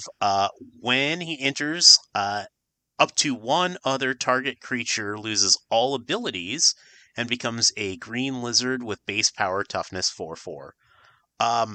There's no end to turn clause on that. Nope. None of that. That thing is just a big fucking lizard, and that's it. Yeah. I'm just saying, like, it's green removal, sorta, kinda. You can just take those pesky commander abilities, and as things are going, they're making them more and more messed up. Just take it out. Here's a 4/4. Chances are it's going to be less than what they're getting. And then you get a 5/5 trample.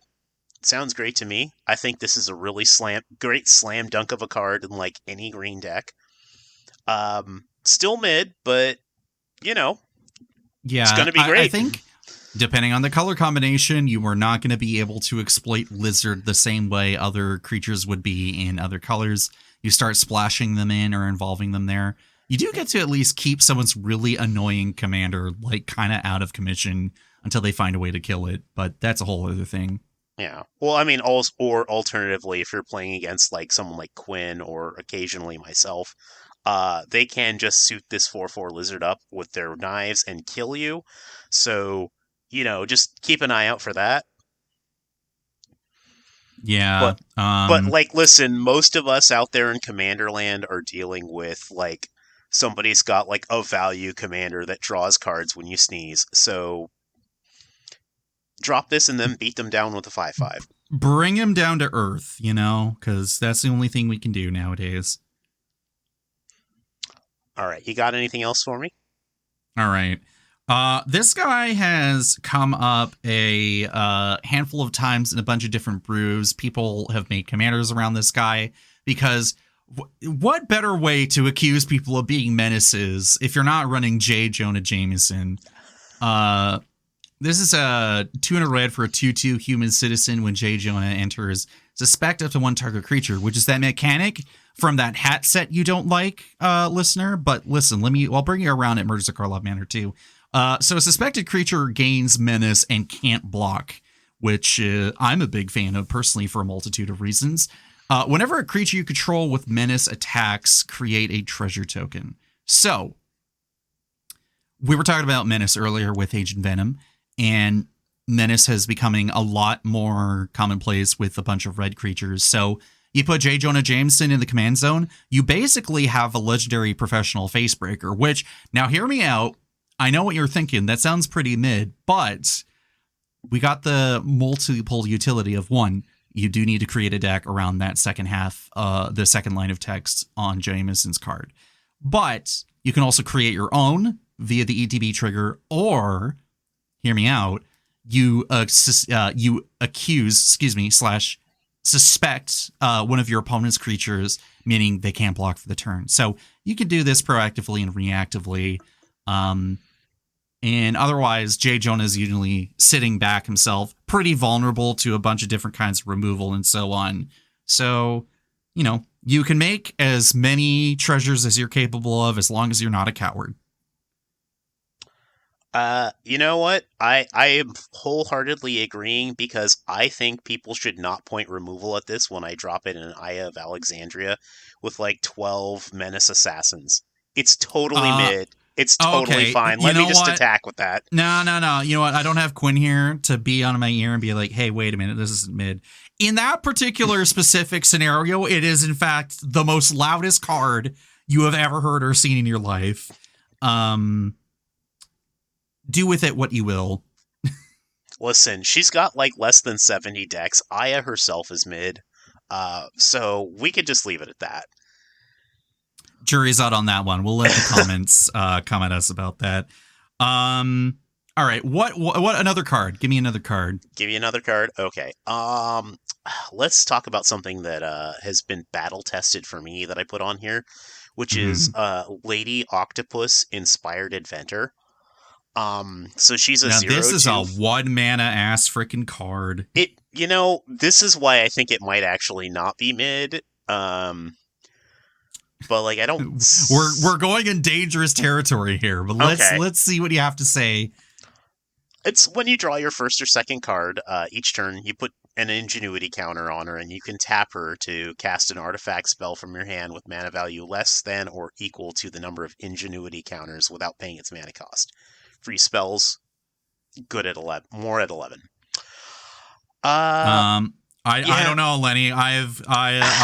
We are in the age where Blue is getting a bad rep for like winning games and preventing people from losing it, and having Lady Octopus, Lady Doc Op come down here on one in a world that is filled with like Opt and Brainstorm and all these other cards.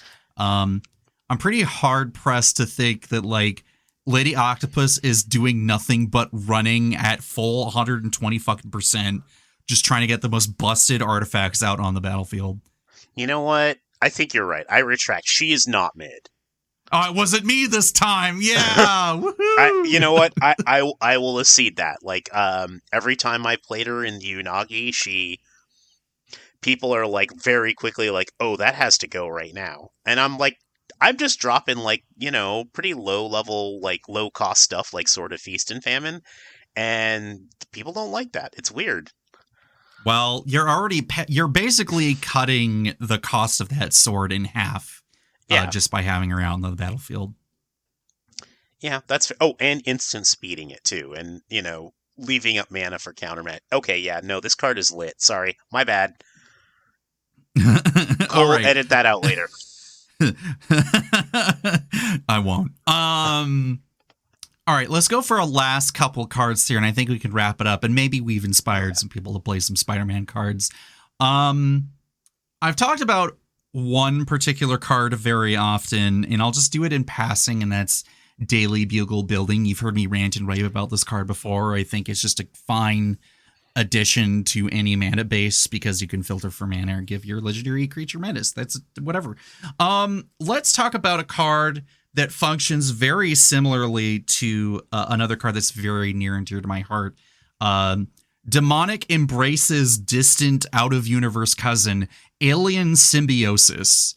This is 1 in a black for an enchantment aura that says enchant creature. The enchanted creature gets +1/+1, has menace, and is a symbiote in addition to its other types. You may cast this card from your graveyard by discarding a card in addition to paying for its other costs. If you want a way to, again, modify your creature, give it some form of evasion, give it a little bit of a buff, and for those LCP heads out there, find a way to field your graveyard with the Goonies in your hand, and then maybe, bring that Goonie back to the battlefield with some additional mana. I think Alien Symbiosis goes along with Demonic Embrace pretty well in most decks that are looking for this type of effect. That's pretty hot. Yeah, no, I missed this one. Listen, I am a Demonic Embrace appreciator, so I am all over this. Then you're the right person to have brought this to, obviously. Also, like, both, right? Yeah. Like, if you're running Run, you should be running both, obviously. Yeah. All right, you want one more from me? One more, and then we can close it up. Oh, man. All right. I think I got to bring the Pathos here, then, and another green card. Have we done a black card? We've done a black card. I've been handling that part all by myself here. All right. Have we done a white card? Hybrid, or not hybrid, Boros card, but give us a white card anyway. All right, listen, we're going to talk about somebody who definitely is not going to be Universes Within in any way, shape, or form, but we got another Soul Sister in Aunt May, and you could just, ignore the spider text, and, that's kind of there for you. Also, 0-2, so in those butts decks, I think she can do some work. You can just ignore that whole spider text and just, gain life when your creatures enter. Yeah. Pretty good. The more that Soul Sisters gains another sister to the army, we should all be as concerned as someone who gets another Aristocrats piece. Yeah. And also, if I'm actually thinking about it, anybody could have an Aunt May in any plane if you wanted to just, ignore the rest of that. I know Quinn isn't here to talk about the in-universe versions that they did on MTGO and Arena. But they could just, print those cards in paper, and there'd be a lot of people who would love and appreciate all of the cards that we mentioned. Oh, absolutely. Or, honestly, you know what? You don't need wizards for that. You could just print them out yourself. You could get, the actual Spider-Man card and just take that piece of art and just put it right on there, the name on there, get a glue stick just like you did in 3rd grade and just like make your own little proxy. You have the power. You can control your own fate. All right. Okay. Well, that is going to be it for this episode of Smoking Mids. Lenny, we're not trying to set you up every time we do this, but this was a Benoit bit, and we're going to try and continue it. Do you have any wisdom for our audience for this episode?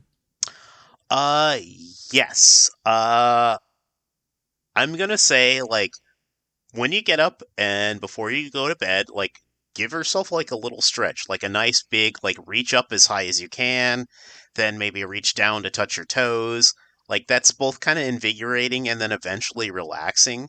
But I think, like, doing that when you start, like, it's important to stretch and stay limber because, like, that helps prevent a lot of injuries. Yeah, not gonna lie, I could take to using that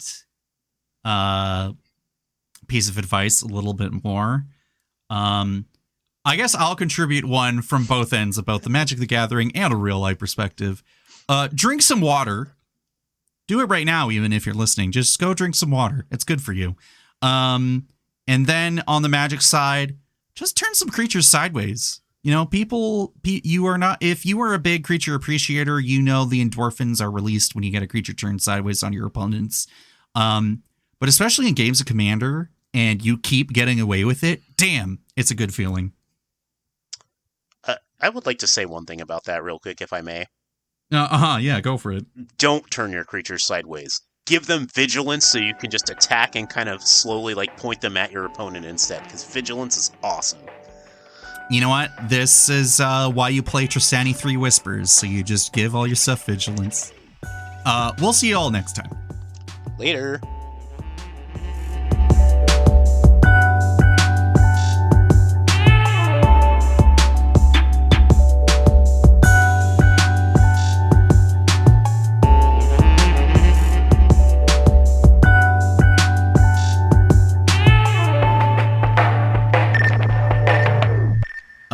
Yeah, Spider Mids, huh? What a set. Oh, what a set indeed. I don't know. Okay, here's the psychic damage concept, bringing it to you live through the Aether Waves. The Teenage Mutant Turtle / Spider-Man Cube, aka the Battle for You, New York. Oh, you mean New York City block constructed? Yeah, sure, we'll go with that too. Just, we went back to the New York plane again. I feel like they're trying to tell us something. No, they said tripping. Damn. All right, let's talk about. Let's go to the Brews Off the Shelf, aka what are we brewing? What are we playing? What are we up to? Bert, I know before we really hit record, you had a few stories and stuff, but let's talk about decks you've been playing recently, whether it's old decks, new decks, things that maybe you got just in the conceptual level and you still haven't put together. What have you been up to, or what are you thinking of getting up to?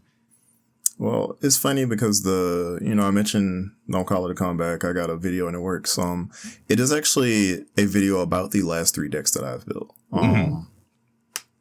So, not like a spotlight on any particular one. It's just like, hey, I've been doing this. This is what I've built lately. So, I guess let's start with the quote unquote. No, I'm not going to say boring. I'm going to say least spicy. I did do a Anixia build. Ooh, hell yeah. She's been pretty popular for some people recently. Yeah, and I don't like that. But it's a good deck. Okay. Oh, damn. All right. Moving on. Damn. I don't know. Sorry, Nick. No, it's just like I kind of like the hipster moment, but like everything can't be hipster, but like this is just fun. Okay, is like, could Umori make it more hipster, or does it make it like less hipster? Then I'm trying too hard, like I gotta. I don't know. But it needs to feel been a fun deck, effortless. though. I gotta. It also feels it. I think the real reason I like this deck so much is that it feels like an old deck that I had. It was geared Conclave Exile. But the idea of that deck was like, hey, this is why I shouldn't have token copies of this non-token creature. Like, you don't want me to have copies of my Angel of Destiny. Like, you don't want me to have copies of this Port Razor. I sure don't. Holy shit. So this deck is like, oh, these enchantments aren't creatures for a reason. Like, one of the cards that go hardest in that deck is like Song of the World Soul, which you're like, 6 mana? No, whenever you cast a spell, Populate is stupid. No, dude, it's fucking awesome. Fucking World Soul Printer online. Another card I just like in the deck is Liliana's Mastery. Like, having multiple copies of Liliana's Mastery should be illegal. Like, Listen, your zombies get +1/+1. When it enters, make 2 zombies.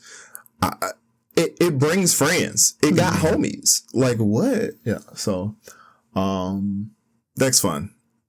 That's one. Honestly, lately. that's good. That's awesome. I think that's totally fine, even if it comes across as a little boring, you know? Yeah, I think that deck is probably bracket for it. I think I might need a little bit more action to comfortably say that, but I think the gameplay loop of if I draw Doomwake Giant, no one gets to play the game. Yeah. Well, I mean, okay. So, like, that's the thing right now with, like, I'll be talking about some of the games that I've had later, but, like, there are those moments where you do have that, like, okay, I'm going to put a card that can be very intrinsically unfun for the rest of the table, but it does help me win the game by clearing the path through and all this other stuff. So, like, you know, I get the part of, like, should I be reasonable about this or should I lean in on it, you know? Yeah, so I'm having a tough time. I think it's still fair. I think the person I was playing with just was mad they didn't win because they had a demanding board presence and then didn't. And it was just like, well, you know, it kind of feels bad. But yeah, I'm still thinking about it. I have it at 3 right now. Game Changers are at 3. So that's one of my decks lately. The next deck is one of my favorite. I think Quinn would say like Grixis Mean Girl shit is Adia Possessed Sorceress is probably the most fun I've had. Yes. In Magic, like just recently. It's so fun. I'll read this card because it was in a freaking scene box. Yeah, let's set the tone because either people know what this is or they have no fucking clue who she is. It was in the scene box, so no one knows what it does. It's provocative. Yeah, she's 2 in Grixis for a legendary creature, Human Warlock, a 2/5 with Ward 2, and at the beginning of combat on your turn, gain control of target creature an opponent controls until end of turn. Untap that creature, it gains haste until end of turn. Then whenever a creature you control but don't dies, return it to the battlefield under its owner's control and you draw a card. Maybe I do need to, you know what? I think it's time to retire a deck and make Adia, you know? Listen, this deck has been so fun. Also, I feel so Galaxy Brain when I play this deck. Okay, run us through it. So basically what ends up happening is I steal stuff, sometimes by Theft Effect, sometimes by Reanimation. But the bottom line is I'm going to use it. And I call the deck on borrowed time because I really am just borrowing it. You're going to get it back eventually. Sometimes it's going to be longer because if I like it, I'm sorry, you're not getting this back ASAP. But like literally last night I was playing this deck and then somebody played their commander Garth One-Eye and I was just like, wait. Yeah, I'm gonna borrow that Garth One-Eye. Also, did y'all know Garth One-Eye was a 5/5? Yeah, he's fucked, actually. Man's a fucking beast. I was like, okay, well, I'm gonna make this Black Lotus. And then I was like, I go to the next spot, my friends in the next spot. I was like, hey, you got a Black Lotus I can borrow? I need a token. What the fuck? Who just has a Black Lotus you can borrow? But, so the deck is just really based around that. And, so silly play from last night was, the pod was, what's the new Sultai fairy lady, that fairy elf that Marilyn something. Yeah, Marilyn. So Marilyn, Gonti, Adia, and then a 5-color massive whatever the alternate commander is for the Ashland Precon. What in the Steely Boys pod? I had so much fun. So Gonti player briberies me. Yep. Takes my Auton soldier. Copies Gonti. Oh no. And I'm like, wow, that's hot. Yeah, I want that. The next turn, I played Pirated Copy, copying Gonti. Mm. And I was like, wait, this is sexy. So wait, you deal combat damage with these? I draw 4 cards? Yep. They all have the same name. Mm-hmm. They're just not legendary. I was like, this is hot. And that was one of the most fun games I've ever played. It can feel a little bit mean sometimes for people, but like I promise you, it's not. It's not. You get the thing back is the thing. So like if it dies under my control, you get it back. So and I draw a card, but I am the Steely boy, so Quinn knows this. We've joked about this many times. Fucking Yasova Dragonclaw, the Rakdos Sauron. Sauron the Lidless Eye. I've recently looked at Zidane. You did just look at Zidane, the fucking Blight typal deck that's also the Threatened typal deck. Cooking out his damn mind. What am I? But then you show me this, and then I'm like, oh wait, but they get it back, so it's okay, right? Question mark. Yeah, okay. it has to be, right? Yeah. And then like cheating, the ways of cheating. Nightmare Shepherd does work in this deck because like I basically get to decide whether or not you get it back or not. Mm-hmm. Can you be trusted with this? If not, no, you're not getting it back. I'm getting another copy though. That's cool. So that card just does work. It's just really fun, and I think it's one of my safest decks to play because it has good cards in it. Yeah. But it really scales with the pot, right? Like I'm only stealing the best thing on your board. I have good creatures, don't get me wrong, but like it really only gets out of control if I'm having creatures that I'm not supposed to have. Yeah, it's just like if you didn't want to see a Toxtril the Corrosive on the other side of the battlefield, my sibling in cardboard, why did you include it in your deck? Correct. Quit playing good cards. That's what I keep saying. Yeah. Just stop playing good cards. We won't have this problem, but everyone be playing good cards. It's mostly just you got to stop playing cards you would hate to see against you. That's the move. Yes. Well, because somebody will do it. My game with Benoit on Monday where he took every cool card out of my Tristani 3 Whispers deck before I even had a chance to look at it. And it was like, oh, that's what it's like to be on the receiving end of it. Shit. Yeah, I feel it, Mr. Krabs. Also, Desperate, pretty fun card from the Avatar, like, jumpstart thing, but it's just fun. Last but not least, though, Hoffrey, the Ghost Forge. Mm-hmm. Hell yeah, dude. Graveyard Shenanigans. I'm still like I haven't played Boros too much in my Commander lifetime. So the tools available in Boros to do what I've done in other colors feels different. Like you have to think in different ways on some of this stuff. Like absolutely.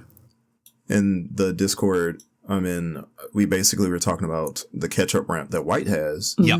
And I was just like, yeah, I like it a lot, but I don't want to run too many effects because of diminishing returns. Like, you know what I'm saying? If I have like my Claim Jumper and my land tax out, like I can only do so much. But well, yeah, like that the anti-synergy of like how many I'm gonna have a handful of lands that I want to play.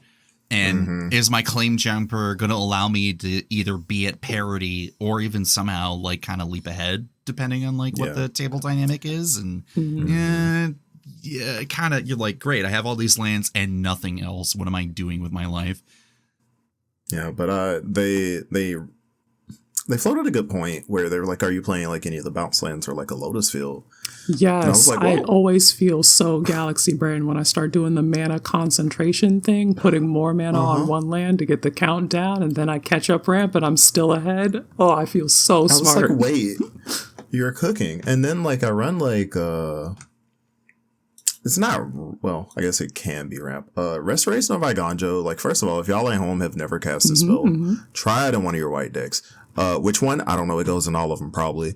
I do play it in almost all of them. It's very good. Just solid. The backside being just a 3/4 with vigilance that makes bodies when it attacks. Or blocks. So good. It's good. Like, and if you need to hit your land drop again, you can just blink that creature with Philia. It's perfect. That's what I'm saying. Like that's the one thing where like every time I'm like, but can I redo the chapters? Like I think sure can, buddy. Yeah, just run through that book again. You know, rereading books is good for you. I've been doing that a lot. I do like doing that with sagas and saga creatures. Summons do love doing that. It's fucking awesome. Yeah, but I've included a couple of Bert's official picks. Muster the Departed in a Joffrey deck is kind of busted, by the way. Like if I don't have Morbid, I probably am not in the game anyway. And populating just something that I've made. Like, yeah, I'll populate this Fury that I made this turn. Sure, Yeah. this Fury token. Why not? That's awesome. I'll populate this Cavalier Flame. Okay, that card has been so fire for me. I love the Cavalier cycle so much, but Flames in particular is fucking sick. It really does stand out. Like I don't know how many times I've been on the receiving end of a friend definitely getting some disproportional value out of their recurring or copied Cavalier Flames, and that's one of my favorite Shadow Clone Jutsu targets. in Joffrey, fucking sheesh. It just does so much. Mm-hmm. Like, sometimes you read a card and it has all these lines of text and it's just like, I don't know what they were thinking. Yeah, it's they do love be putting words on cards. Am I right? They do be putting. Yojimbo has also been exceptional. Dude, so good. Like, it feels so good to play. It's almost a flavor fail because I'm not putting money into it. Like, Final Fantasy X, I summon Yojimbo. I have to give you like 99999 gil for you to do anything. I'm not giving you nothing, bro. You're just turning up on the board right now. Like, you do feel like you're getting away with something because it's like 4 mana for this guy. Man, you costed way more in Final Fantasy X, and I don't even have to pay for you to attack. Wild. Like what? Oh my goodness. So, just a lot of sleepers in this deck. Hollowed Spirit Keeper. Yeah. Awful. Joffrey just says spirits you control have +1/+1 trample and haste. Yep. Turns out when you got a bunch of them, I unrelated, kind of maybe similar, but that card, that card was coming up a few times when I was trying to put together I was just posting about the guy on Bluesky. Tobias Doomed Conqueror. I saw you were like, I can make this work. Yeah, no, I'm my stupid white that guy is whale. Calling, and you just will pick up the phone every once in a while. I'd be like, you know what? I gotta call him again. I gotta. And so Hallowed Spirit Keeper came up, and it's just like it really is that card where it's like it gets disproportionately more crazier, and the only thing that it has to do is just fucking explode. And especially in Boros in the colors where you're pitching a bunch of stuff into your graveyard. Yeah. Do I run this in Odric Bloodcursed? Oh fuck. Oh no. Wait. Is there a foil version? Nope. Never mind. Doesn't make the cut. No, unfortunately not right now. It needs a reprint that's not in a commander set. Wizards like, what's wrong? What did it do? But yeah, like I said, just cards that I like sometimes. And then the quote unquote issue with this right now is I want to run more than 100 cards. I think a nice Reanimation package outside of like I run Karmic Guide because that card's it's still good. But I actually want to learn like Late to Dinner or like Breath of Life. Dude, Resurrection. I love those. Miraculous Recovery. Miraculous Recovery, especially because it's instant speed. But like I think I need like a little suite of those effects. Well, because I might have something for you, but we'll get back to that in a bit. But it's been doing pretty good. But yeah, those are my 3 most recent decks, and they have been cooking. I've been playing my other decks, but they are just like it's like no notes. They're doing what they were designed to do. They get cards sometimes, but I also am a stan of you don't always have to like everything new is not necessarily an upgrade. It might just be a side grade. What? I don't know what you're talking about. Why would you say that? You don't know what you're talking about. That is the thing, right? Like if it's already like if it's not broke, why fix it with the new blingy thing, right? I think about that all the time. I mean, right now, especially like regardless if you're what kind of brewer you are, or if you like tuning your deck with the new thing, like keeping up is like next to impossible. Why?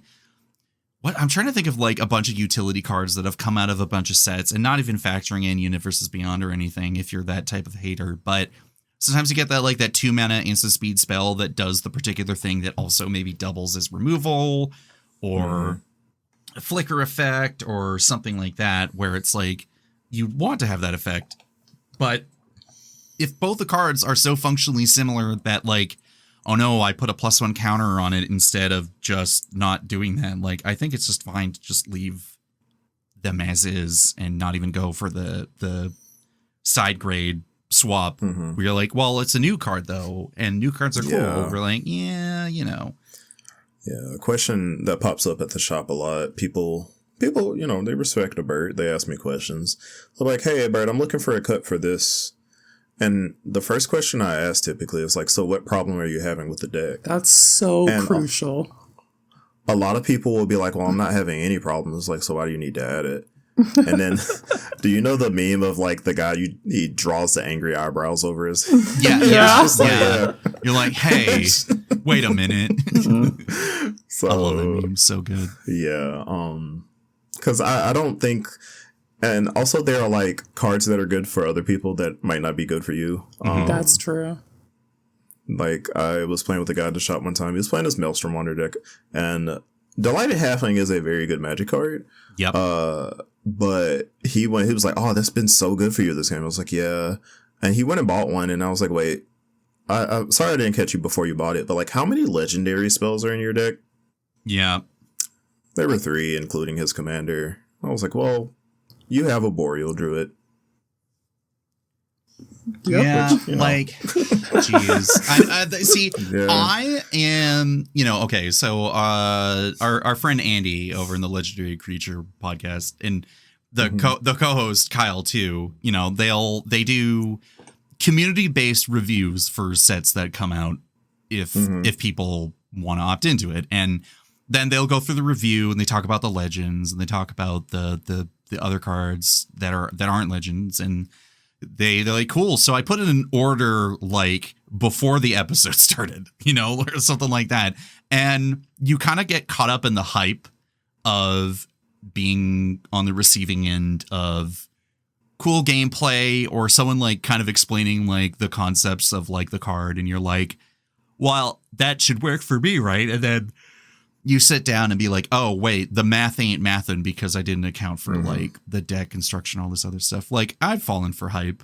I also look over at Empress Quinn often, like many other people, and be like, damn, I should get into that. And then I just don't have the exact same temperament or sensibilities, and then be like, it's not working for me. So then you piggyback off Quinn instead and be like, oh, I don't have to put Buster Sword on my desk because Quinn's always going to be packing one.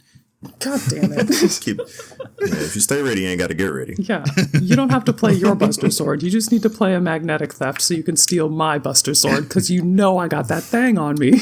Yeah, or I just will be like, Quinn, I'm targeting you and searching your library for a card. Can you pass me the Buster Sword? And you're like, what do you mean? Can I pass you the... Yes? Yes. You're just going to start hitting me with Thada Adele and stealing my Buster Sword. No, I think we'll be a little more proactive. Thada Adele, I have to hit you with Thada Adele. I'm going to fucking cast a spell that says just take it from your library. You're going to spend 5 mana on the... Listen, Thada Adele still got it, okay? Listen, throw a sword, throw an First evasive sword. Stella gonna get her groove back, I guess. Thada can get it back, I guess. First you steal 4 soul rings, and then you start stealing my knives. Okay, you were assuming that is 4 turns of stealing soul rings, Quinn. I think we need to make better choices in our lives. Someone's got a 1 ring, right? I can just steal that instead. You might as well Sphinx Ambassador me now. Like, I think that card is so fucking funny, and I haven't played it yet, but I got to. Also, how much did that person, unrelated, let's go back. How much did that person spend on that Delighted Halfling? $20. Yeah. So it wasn't like foil or anything.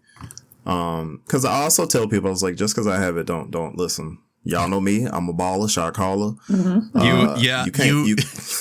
No you less see than these 20-inch dollar blades on like, his Impala, mind you. Bros, please calm down.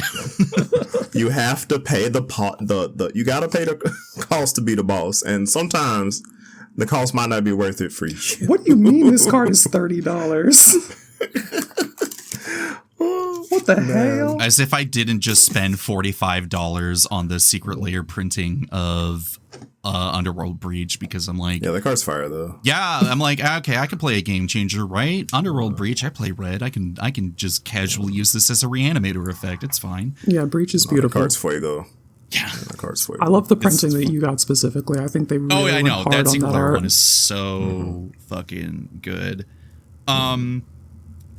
Bert, do you got any other decks to bring up, or? No, that's really it. Really, actually, no. I have a fourth hidden deck. Wait, a new challenger appears. I forgot about this one. It's just been it's been playing so well. I forgot it was new.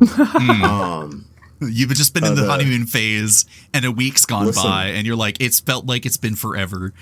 Yeah. Ashling Rekindled is stupid. She's so sure good, fucking is. bro. And people and one thing about me as a Magic player, I will always be truthful with you.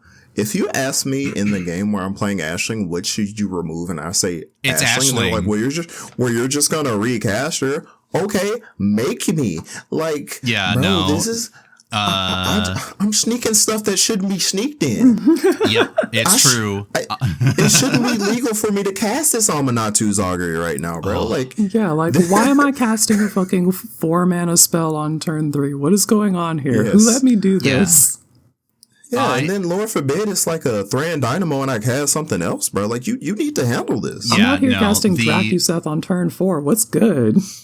I can't remember what Discord I was in, and I think it was Laura's. It was Technicolor mine, and you know, there's a trend of I don't know if 3/3 Elk or why am I suddenly forgetting his name? I think Snail is the progenitor Snail, of the Snail, yeah. Mana Dork So- in the Command Zone archetype. Get the mana dork of the command zone. LCP talking about launch point in the zone with like a 2-mana commander that helps you get to 4+ mana by the following turn or whatever, right? And as someone who also put together Ashling Rekindled, because you know, open her in the kit, look at the card, be like, yeah, I do love casting big spells for Shadow cheap. Wizard Money Gang. We love casting Love spells.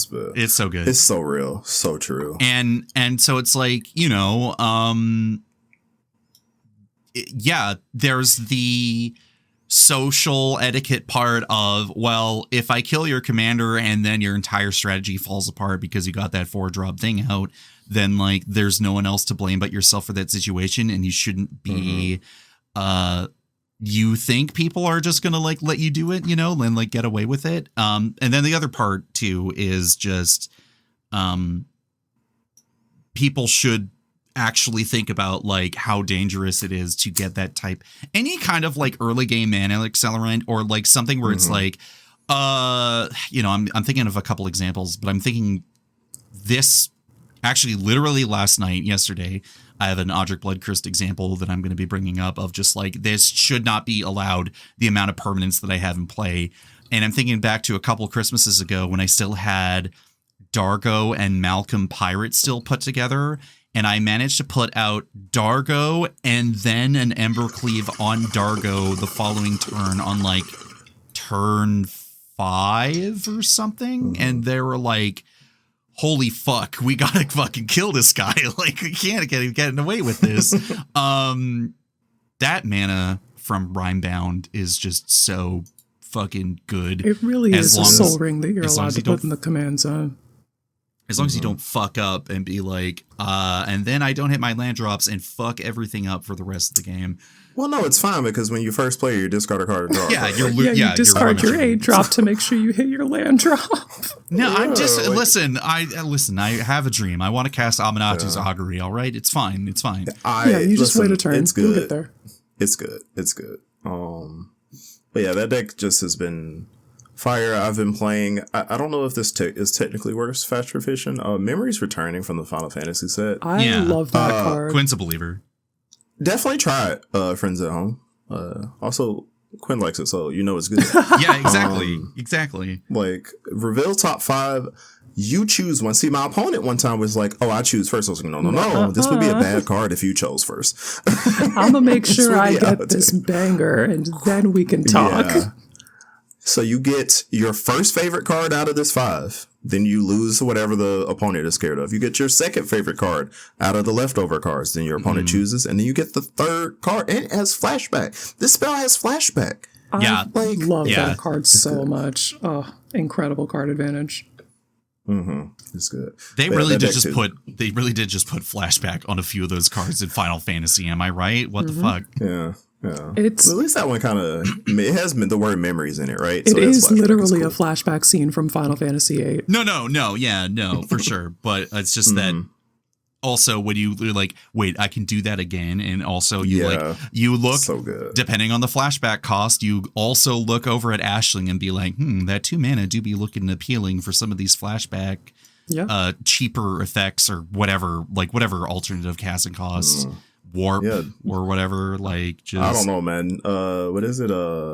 Deep analysis doing work in this deck? Deep analysis, yeah, it's fucking awesome. You're like, Like, I'll what? lose life and pay that 2 mana. That's fine. I'll draw 2. That's awesome. Winking conspiratorially at the camera. It's a 4-mana spell. Wink. It's a 4-mana spell, right? All right. Yeah, so silly. But yeah, that's it for me for real this time. Damn. Hell yeah. Fucking Incredible Ashley's fucking decks. awesome. Let's talk about some Boros and some reanimator effects and just some disproportional board states as I take control of the mic to talk about Bloodrick posting over here. All right. Hashtag Bloodrick posting. Buckle up.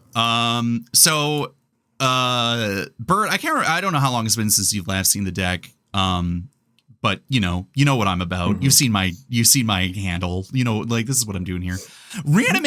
Reanimation spells in Boros, or I guess in White more in particular, have gotten kind of a little fucking nutty with it. They have. We got the classic Sun Titan, that's always, the sun rises eternal. We got that shit there. Angel of Indemnity from Thunder Junction precons, fucking awesome. Still doing the work. Reunion of the House. Yeah, this card's a fucking house, depending on kind of you're in weenies. This is great. You get multiple bodies back. You want to just literally bring out what were the 2 cards? Summon Yojimbo and Angel of the Runes at the same time. That's 7 mana worthy. I'm down with that. Starfall Invocation, you gift someone a card. Great. Board's gone. Bring your one important thing back. You're good to keep going. The list goes on. You got a lot of options, and especially for Hoffrey, you can get some pretty sick 2-for-1s to keep going. But let's also talk about some really weird, disproportionate game states here based off of some recent additions. Because man, Final Fantasy applicable? Lightning Army 1 not applicable to the situation. Kinscare Sentry and Smellerbay Rebel Fighter are the 2 cards that I was like, wow, these seem like really good cards to put in this deck. And then I put them together in the same battlefield and it was like, oh my God, this shit is fucking nutty. So Kinscare Sentry, let's talk about this one because this little guy piqued my interest. So first strike and lifelink, 2 mana, 2/2. So we were already off to a good start. I got 2 keywords for Roderick. Whenever this creature attacks, you put a creature card with mana value X or less in your hand onto the battlefield tapped and attacking, where X is the number of attacking creatures you control.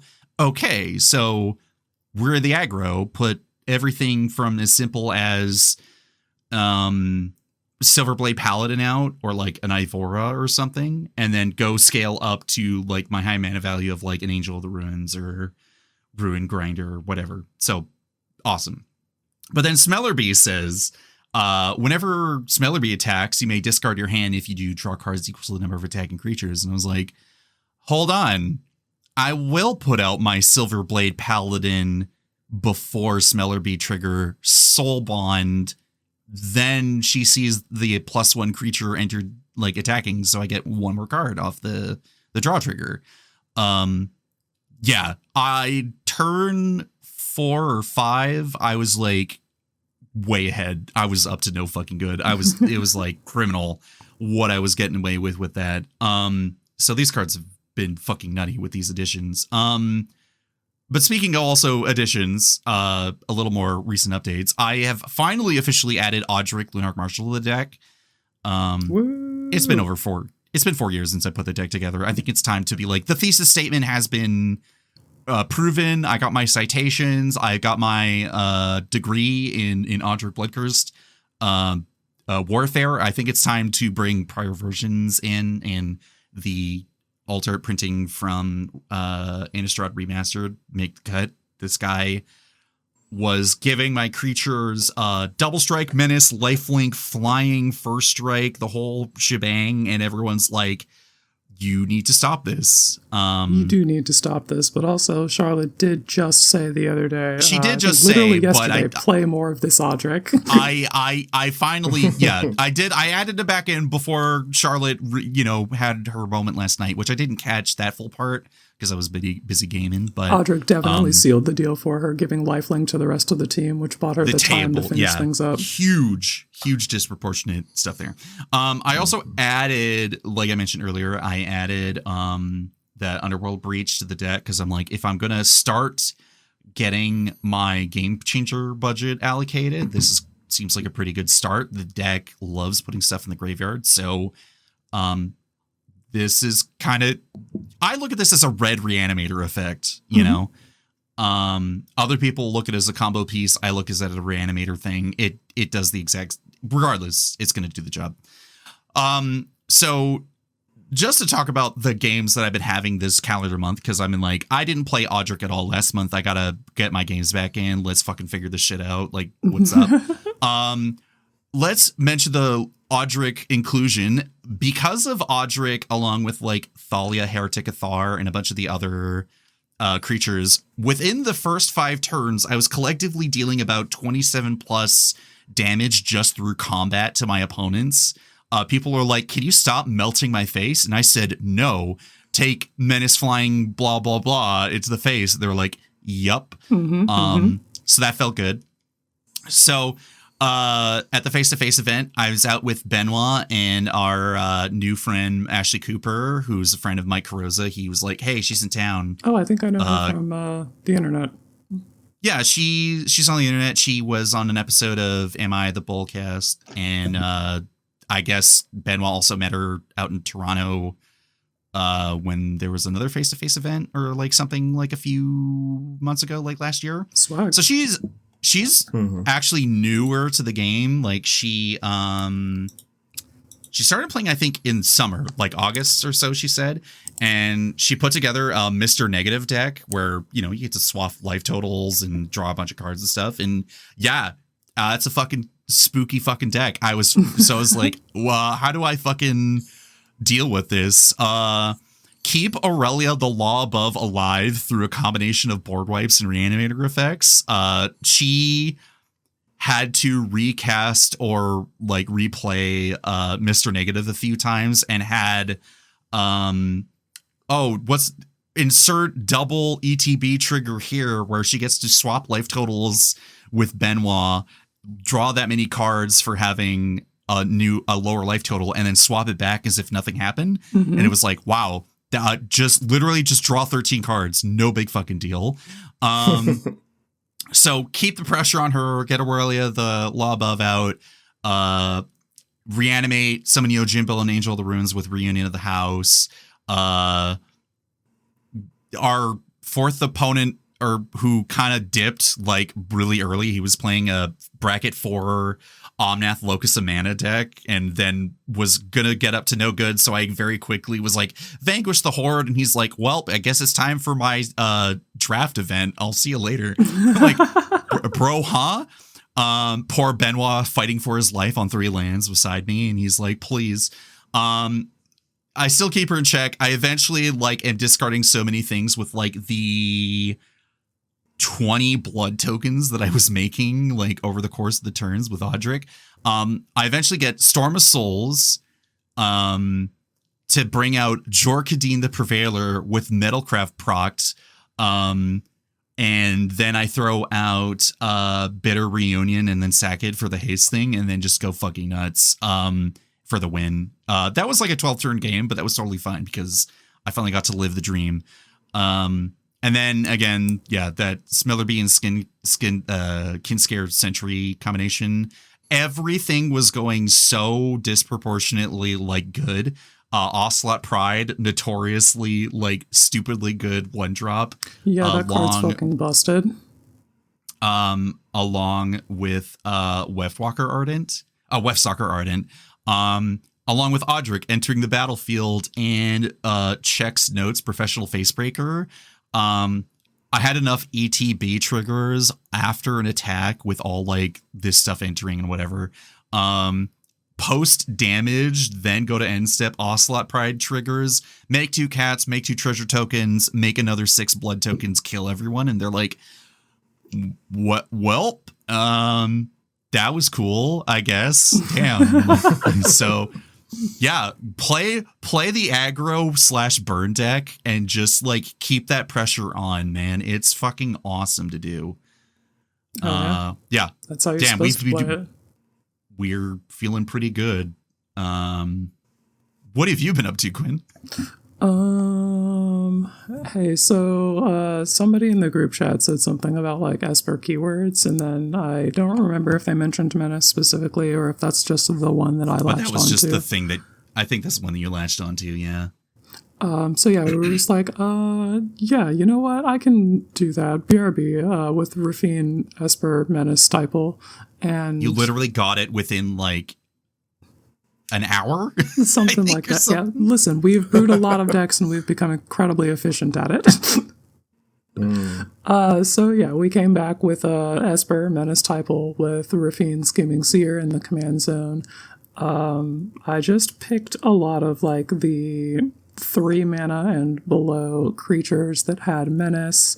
We wanted to ensure that they were high impact creatures, so we sorted that search by EDH. Look, the fucking Scryfall syntax exactly is the Oracle text we wanted to say. Sorry Menace. to interrupt. Happy 420 hour or whatever. Oh, it is Happy Weed Minute, yeah. On the West Coast. All right, continue. Important. Sorry, had to do that. No, you're right. Good, thank you. Okay, so Scryfall syntax, we hit the O:"Menace, CI:"Esper, T:"Creature, Sort:"EDH Rec, mana value less than 3. And all of that returned a search of the most impactful 3 mana value and below Esper creatures that had Menace in their type, or the text box. And through this, we found the creatures that we wanted to play and skipped the creatures that were annoying. We got a pretty good list of stuff that I know am familiar with, like a Knight of Dusk's Shadow was in there, so we're absolutely playing her, shutting off life gain. Super Shredder, the brand new guy from Turtles, in that list, and they made a Tarmogoyf for 2026 gamers, and Super Shredder fucking rips. So play that guy. That is a fucking sentence. Moonshadow from the new Lorwyn set has Menace and is a 7/7 that enters with 6 -1/1 counters. You can erase those with the +1/+1 counters from Connive. She also loses -1/1 counters when permanent cards are put into your graveyard from anywhere, you know, like from you so conniving. You double down on it. Holy fuck. Yeah, so you can be like, here's my 1 mana 7/7. I swing with 3 creatures. I discard 3 creatures, and we remove 3 counters. We put 3 +1/+1 counters. She is at 7 power now. What's good? What the fuck? Holy shit. Yeah, so that's an extremely effective card in that deck. Another guy with Menace is Sir fucking Vondum, Sunstar Exemplar. We absolutely want to make sure that we get this guy up to 4 power, and we can do that. He's also got his Wicked Rules text that removes things, so we deter his removal, and the rest of the team, we have an insurance policy if they get removed, because Vondum sees that and gets the +1/+1 counter and gains me a life. Plus Vigilance, real good keyword. And then lastly, in the I know this bangs, we've got the Urborg Scavengers. These guys are my beloved weird little guys. They be eating annoying cards out of my opponent's graveyards, specifically Cole's Fist of Flames. Nom nom nom. Oh, fuck you. I'm still upset over that, but we'll get back to that. Yeah, we'll get there. You put a +1/+1 counter on Urborg Scavengers whenever you do that, and it's got Titan text, so whenever it enters or attacks. And then it can get keywords from guys if you eat creatures. I mostly was being a hater when I used him last, so we didn't eat too many creatures. It was just instants and sorceries that I did not want to see recurred under any circumstances. And you're allowed to do that. You can just be a fucking hater. Facts. Hate this for me. Some other really cool dudes that I'm excited to test out. Ayara's Oathsworn in particular has Menace, and whenever she deals combat damage to a player, if it has fewer than 4+1/+1 counters on it, put a +1/+1 counter on it. Then if it has exactly 4 +1/+1 counters on it, search your library for a card, put it into your hand, and then shuffle. So I think I can just hack this so that I get that the first time that she attacks with Rafine's Connive abilities, and then we automatically can Demonic Tutor for whatever the best card in my deck is at the time. I suddenly think I need to get this card for undisclosed reasons. Continue. Undisclosed reasons? What do you have in the lab? Don't listen. We'll talk about it next episode, maybe. I'll get back to you. All right. Other guys that I'm excited to try out are Stalactite Stalker, who you can spend 2 and a black and sacrifice to have target creature get -X/-X until end of turn, where X is Stalactite Stalker's power. You also put a +1/+1 counter on it on the end step if you've descended, and it's got Menace. And it's a 1-drop, so I'm playing this guy real early. I'm stacking these counters on it with Rafine, and then if you get fresh, I'm activating that ability, and I'm Zorching your dude. All of that seems really good.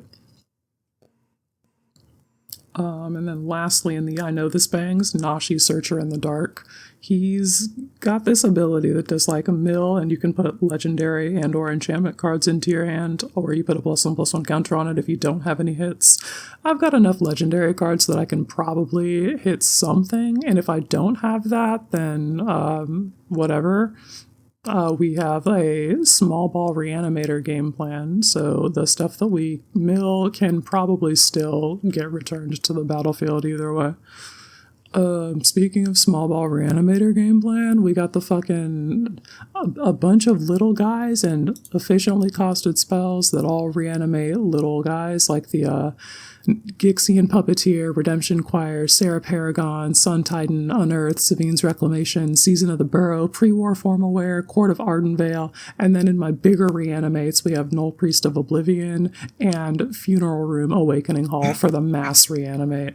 I'm just like, I'm putting these guys in the graveyard, I'm taking them out of the graveyard, I've got a myriad of ways to do that. Shout out to Unforgiving One. I don't know. I don't think you mentioned that in the list. I actually forgot about that. That's not in this list, but it is in the deck. It is in the deck. It's in the deck. Yeah. No, this card, this Unforgiving One. I'm like, what do you mean, Neon Dynasty, that you have this Menace card that cares about modified creatures? Yeah. Thank you. That's so specific. That's awesome. It's like they were looking at Rafine from the future and just like, oh, okay, easy, we'll do that. You two can play nicely together. She puts the cards in the graveyard and she modifies my creatures so that Unforgiving One can see all of those and then bring my guys back. And I don't have to commit too much to making them all modified because we only need to hit like 3 modified creatures because all the guys that I want to reanimate, pretty small. Yep. Pretty good. Love this guy. The other low mana value synergy piece here is Elspeth Resplendent. She is one of the coolest cards in the deck and as such a high priority target for removal and creatures, but not burn damage from any target, weirdly enough. So Elspeth Resplendent's main thing that I do is +1 her and choose up to 1 target creature, put a +1/+1 counter and a counter from among flying, first strike, lifelink, or vigilance on it. Really like to hit the lifelink if you don't already have lifelink, and then flying, of course, that's also very effective. We can also -3 her to look at the top 7 for a little guy and put it into play with a shield counter on it. The shield counter actually has fucking meant something, so that's felt really good. Big fan of her work. God damn it. Just use burn damage, bro. I gave you all the clues. In terms of card advantage, I have like Timna and Coastal Piracy type beats with Enduring Curiosity, Yathan Tomb Guard, Grazilax, and Timna herself. We also have the usual Empress Quinn look inputs of like stock up, drawn from dreams, dig through time. I think I have memory delusion here, maybe. And if not, then memory deluge. Yeah, I'm a big fan of all of those. Damn, no, it's just stock up and drawn from dreams. I think we were just like, Rafine, guide me. Yeah, like Rafine, save me, Rafine, save me. And she does. She's very good at her job. Yeah, I actually feel pretty vindicated on Drawn It From Dreams because I've been high on this card for a very long time. Absolutely. Whenever I cast it, people are like, what is this? And I was like, I don't... First of all, Quinn has shown me the light on this, but also I've been playing blue a little bit more here and there, so I'm like, I guess I better get in on this. And then you open your box, you're like, why do I have 3 Drawn from Dreams? What was I thinking in the past? Did I know? Did I not know? Like, it's what am I doing here? Bulk rare that was easy to get your hands on, and people were not paying as much attention to it as they could. But it is like, if you like to dig through time, you probably like this too. I also have a lot of recommendeds. I got a lot of dig through times too, so it's like, yeah. But also, I think there was a promo too. Was there? Yeah, there's a pre-release promo. Retro frame. Yeah. Oh, right. Yeah. Oh, so, but this is sick. Yeah.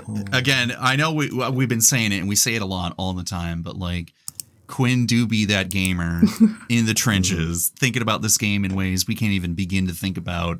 And then after rising, like diving deep in the ocean, coming up, taking a big breath and be like, so anyway, check this cool shit out. And we're like, what the fuck? Hold on a minute. Oh, there's this shot in the Destroy All Humans That Can't Be Regenerated of the main character diving into this pool, and he's like swirling around Magic the Gathering cards. He's like, I must dive deeper into the pool of 350 cards, referencing all of the cards from the Urza Saga set that was released at the time that he was like getting immersed in. And it's just like, it's exactly like that. I'm in that fucking pool, dude. I must go deeper into the pool. Yeah, no kidding. Jeez. All right, what else do you got going on here? I got some fucking specials and some whenever you discard technology. The whenever you discard, of course, Monument to Endurance, Crypt Caller Chariot, Bone Miser, and Scrounging Skyray from Ether Drift. You just fucking stack a +1/+1 counter on that guy for the number of things that you've discarded. They don't like... they're not. Yeah, it's not only 1 for like 10 cards. It's like, nope, it's 10 for 10. Yeah. Like, you are. So every one of my combats, this guy is a real fucking problem, even if I'm not conniving on it with Rafine. I love it when they solve the problem themselves the way that Moonshadow does. It's the same type of threat. And then the special section, I've got an Envoy of the Ancestors because it gives all of my modified creatures lifelink, and lifelink is extra turns. Yep. I'm also tapping out every turn, basically, so I really do need to bolster my life total because I do not have blockers. The other cool stuff that we've got in here is Starscream as a way to convert my drawing cards into burn damage. He also has Menace on one of his sides, which is very just like, chef's kiss, perfect. Luxior, Giada's Gift, is a way to just like super buff a guy with a bunch of counters on it, and we can give that to Elspeth and feel very like, flavor win, woo, about it. And then because I'm extremely normal, Wand of Orcus. The card's hard. The card go hard. It really does. If I'm gonna make zombies from Crypt Caller Chariot and Bone Miser, a really annoying thing for my opponents is to give them all Death Touch, and the Wand of Orcus does that. It also prints out the zombies for me, so they're just like, I've got these expendable bodies, we're going to use them to protect my life total and also be very annoying at you.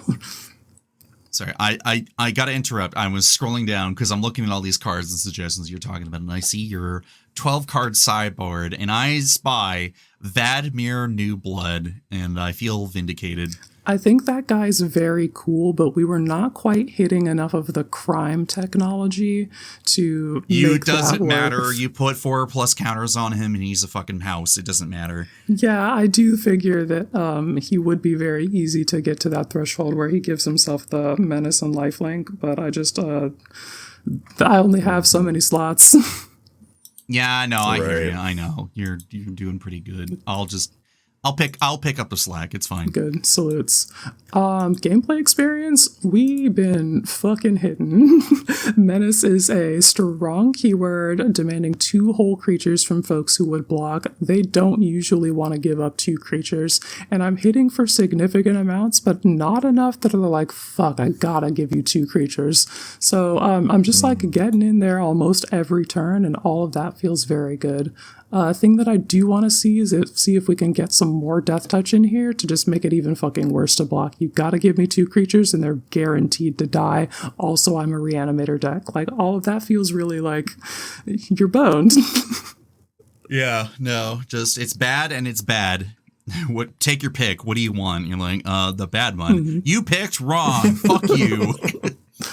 Truly a villainous choice. Yeah.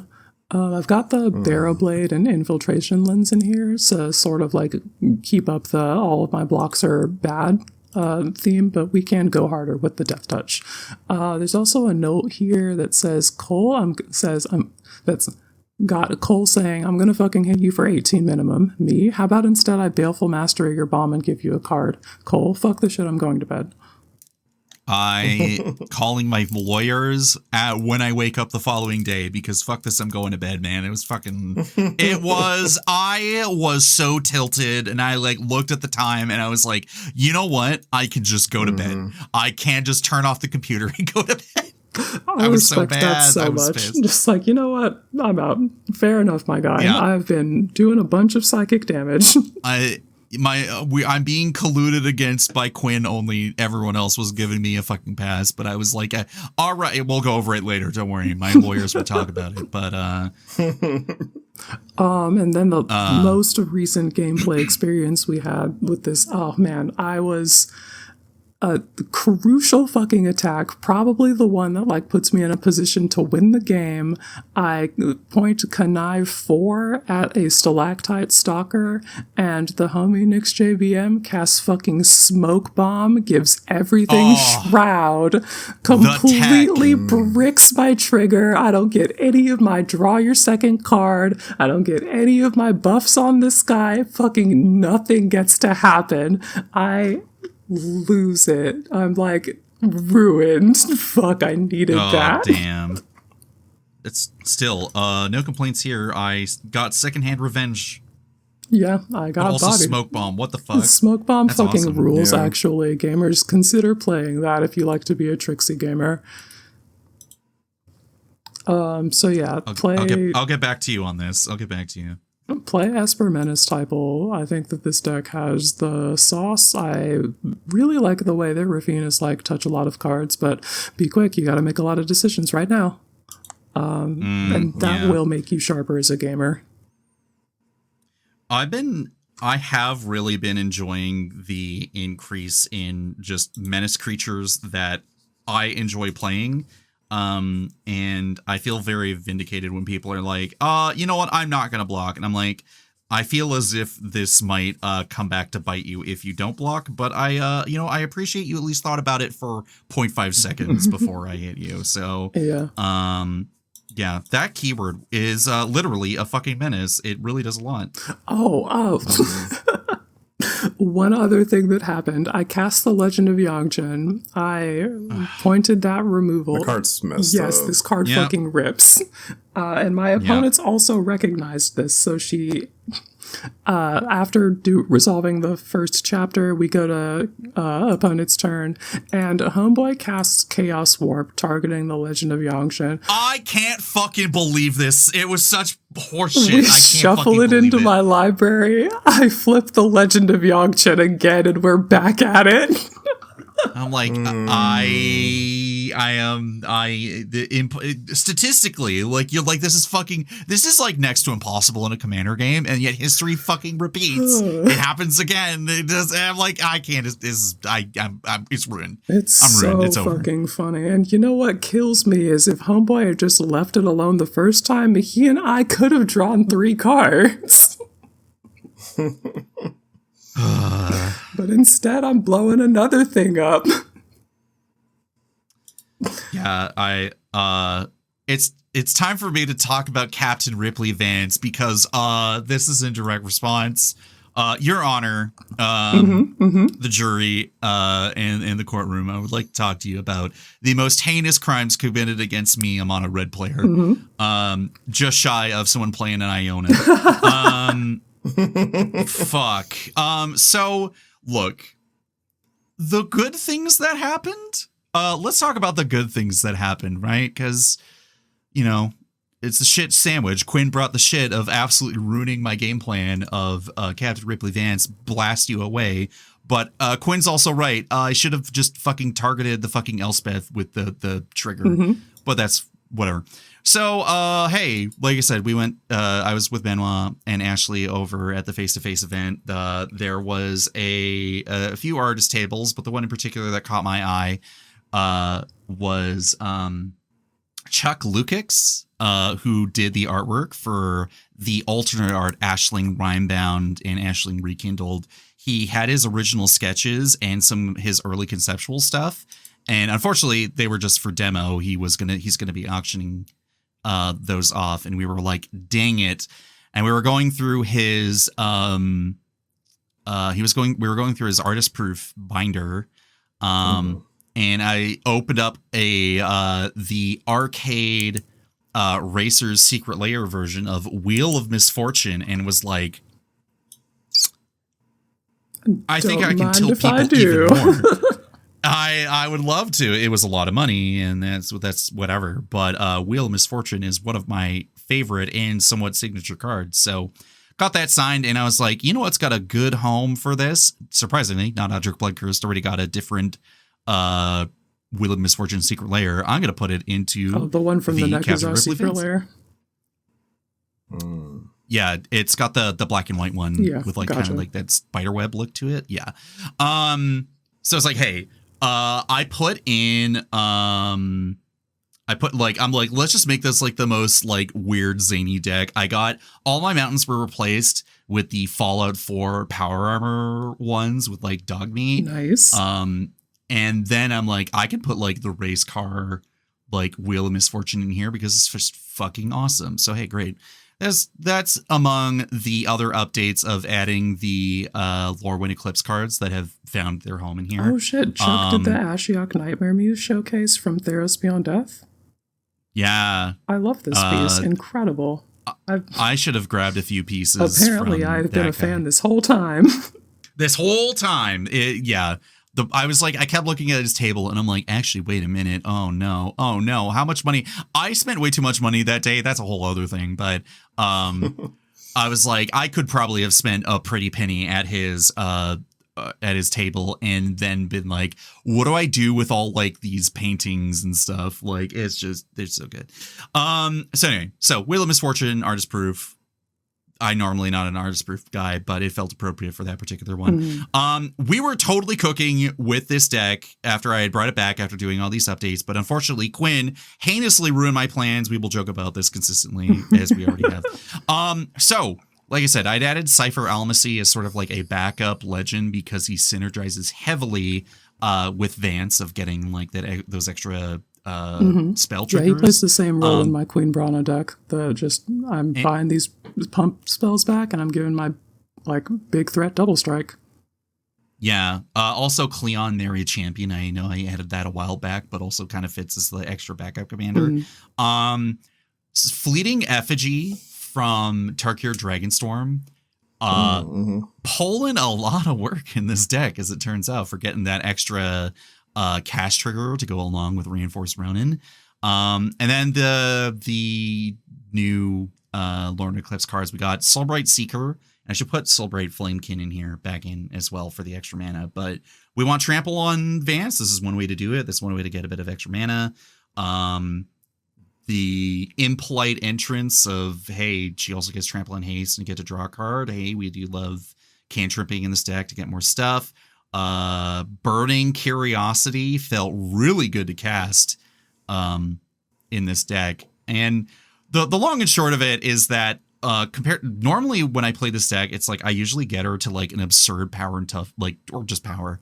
Like, oh, get her to 10, get her to 20, hit someone for like double strike for 28 damage or something fucking crazy, like when you're really popping off. But unfortunately, despite how high I was going, I triggered her like almost every turn that she was out until that Legend of Yangshen came out and just absolutely fucking ruined my entire strategy. Every step of the way, Quinn was like, but what if we got rid of the thing that was like at a very high risk of just killing me? And I'm like, well, I am playing mono red and there's nothing I can really do about it in this scenario. So unfortunately it goes away. And then I play Cypher and I'm like, oh yeah, first time playing Cypher. Here we go, baby. This is it. Okay, what if I fucking just exile it? I'm like, it's time to fucking go to bed. So you swing Cypher at me. He's at fucking 9 power, so you're looking at 9 18 power. damage minimum, because I know you're flashing back a pump spell if you hit one time, so I'm looking at 20-something. I'm flashing back. I'm flashing black. Blazing Crescendo, I think it was, or something like that in my graveyard. Like, it was going to be fucking awesome. And then so I do exiled. What I'm supposed to do that you've been fucking making memes at me about for literal months now. I cast interaction at instant speed, bitch. This is what happens when you call your friend out and your friend's like, all right, bet. And you're like, no, wait, not like that. No, I went to bed. I was like, I was riding a high, and then the high got cut short. And then I realized that I'm a salty bitch and I need to go to bed. So I just like, well, I am effectively out of this game. I got no gas in the tank. I am playing a mono red deck. I have no one to blame but myself in this case. It's time to shut her down. But yeah, this deck continues to just be one of those things that I break out every once in a blue moon and just cause grievous harm to everyone. Vance goes hard. It was really impressive that you were able to get that 3 spells trigger every turn. Yep. Wow. That's what's up. It's what I've designed the deck to do, like, as consistently as possible. And like, they also just like randomly keep giving me more and more tech, like over time of like, hey, you like Goblin Dark Dwellers? I'm like, yeah, I love that card. That thing's fucking awesome. And they're like, cool, because then you cast Dark Dwellers and you cast a card from your graveyard and you probably have like a 1-drop card in your hand. I'm like, yeah, that's sweet. Bedlam Reveler's back in. Like, I love Bedlam Reveler. They gave me Zenith Festival from Tarkir Dragonstorm. Like, this card Harmonize. Hell yeah. Effectively, where's the card? Because I know I had it in here. I'm blind suddenly. Doesn't matter. Yeah, we got a lot. I got a lot of. Oh, Wild Ride. Yeah, there we go. Wild Ride and Reckless Charge. Effectively the same card.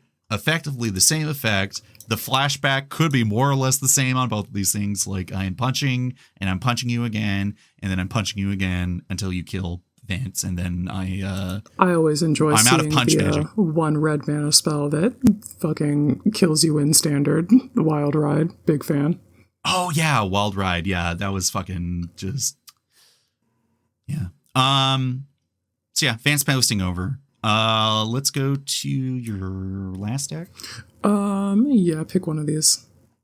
There's 2 there. Pick one of these. We have Marchesa or Gruul Friends Ramp and Burn. All right. Guest choice. What looks more appealing to you? Oh, the Marchesa. I've been staring at this since we got down to this section. So go ahead, tell me about that. All right. So I missed 2023 Grixis midrange from Standard with a miserable card Invoke Despair and extremely powerful card Fable of the Mirror Breaker. Okay.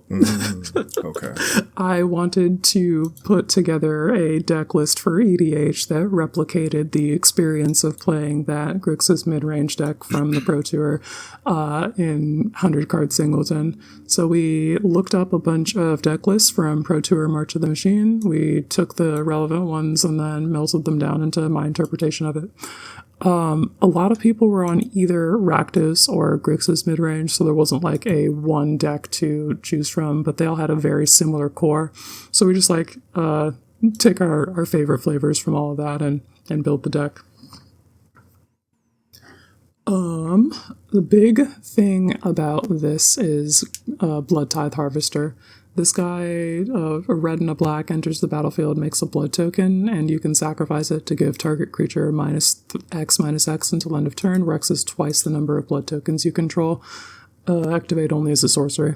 This guy's also a 3/2, so the big thing that you're doing with this guy is beating your opponent's fucking ass, and then also, if you need to, you're blowing up their bombs with the amount of blood tokens.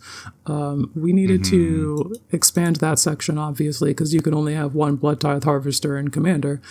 So I went to the vampires from Crimson Vow and Midnight Hunt, I think.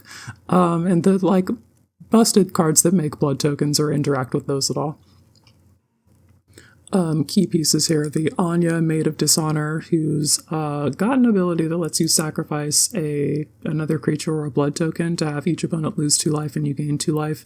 She also makes blood when vampires enter, but her main purpose, I think, is to be a blood token sacrifice outlet that you can just, like, pretty decisively, okay, I've made all this blood and we're going to crunch it all and kill my opponents now.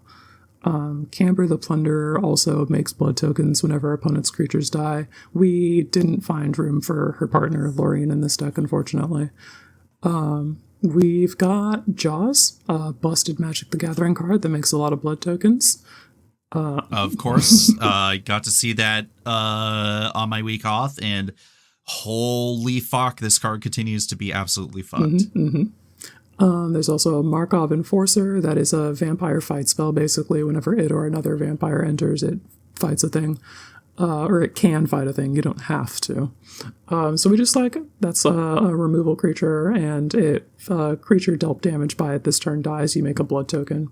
So there's another source of blood. And then Olivia's Attendance is sort of the same text as Jaws, in that if it deals damage, you make that many blood tokens.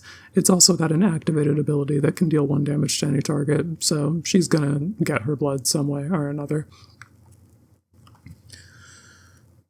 There's a Corpse Appraiser that was included in some lists as card selection that was also graveyard hate. So I've expanded that section to be Leyline of the Void effects, or like targeted graveyard disruption with upside.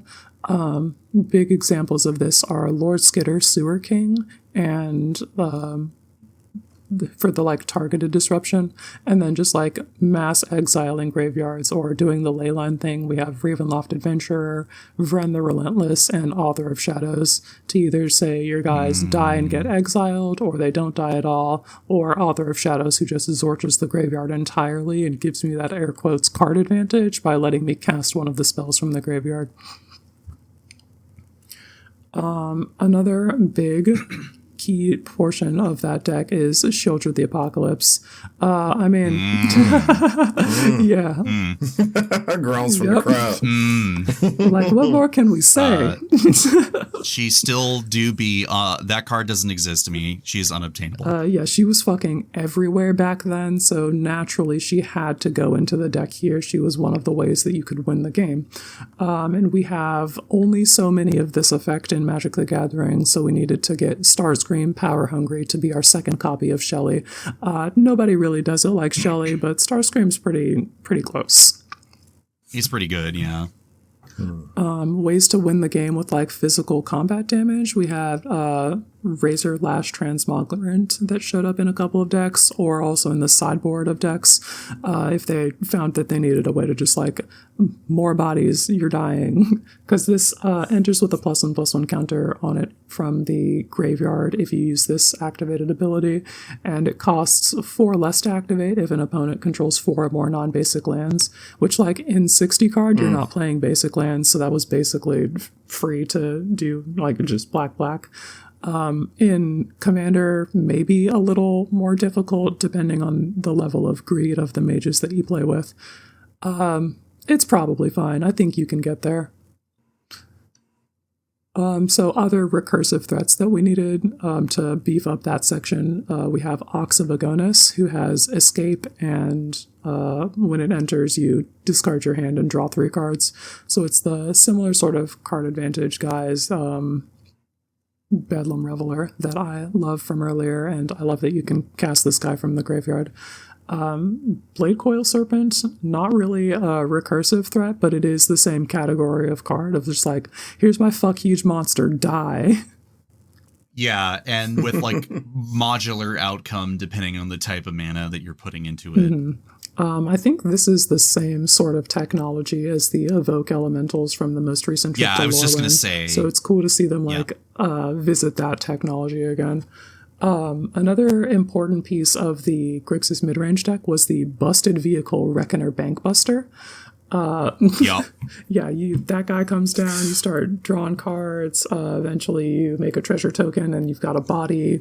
And then this guy's a 4/4 for crew 3, so I needed to include a couple of busted vehicles. I decided to go back to the other one with 60 card competitive history, Smuggler's Copter. Yeah, I was just, I love it right here. Bert, I love how you and I are like, There's a lot going on here. There's a lot. So this guy, everybody knows and loves it. Whenever it attacks or blocks, you may draw a card. If you do, discard a card.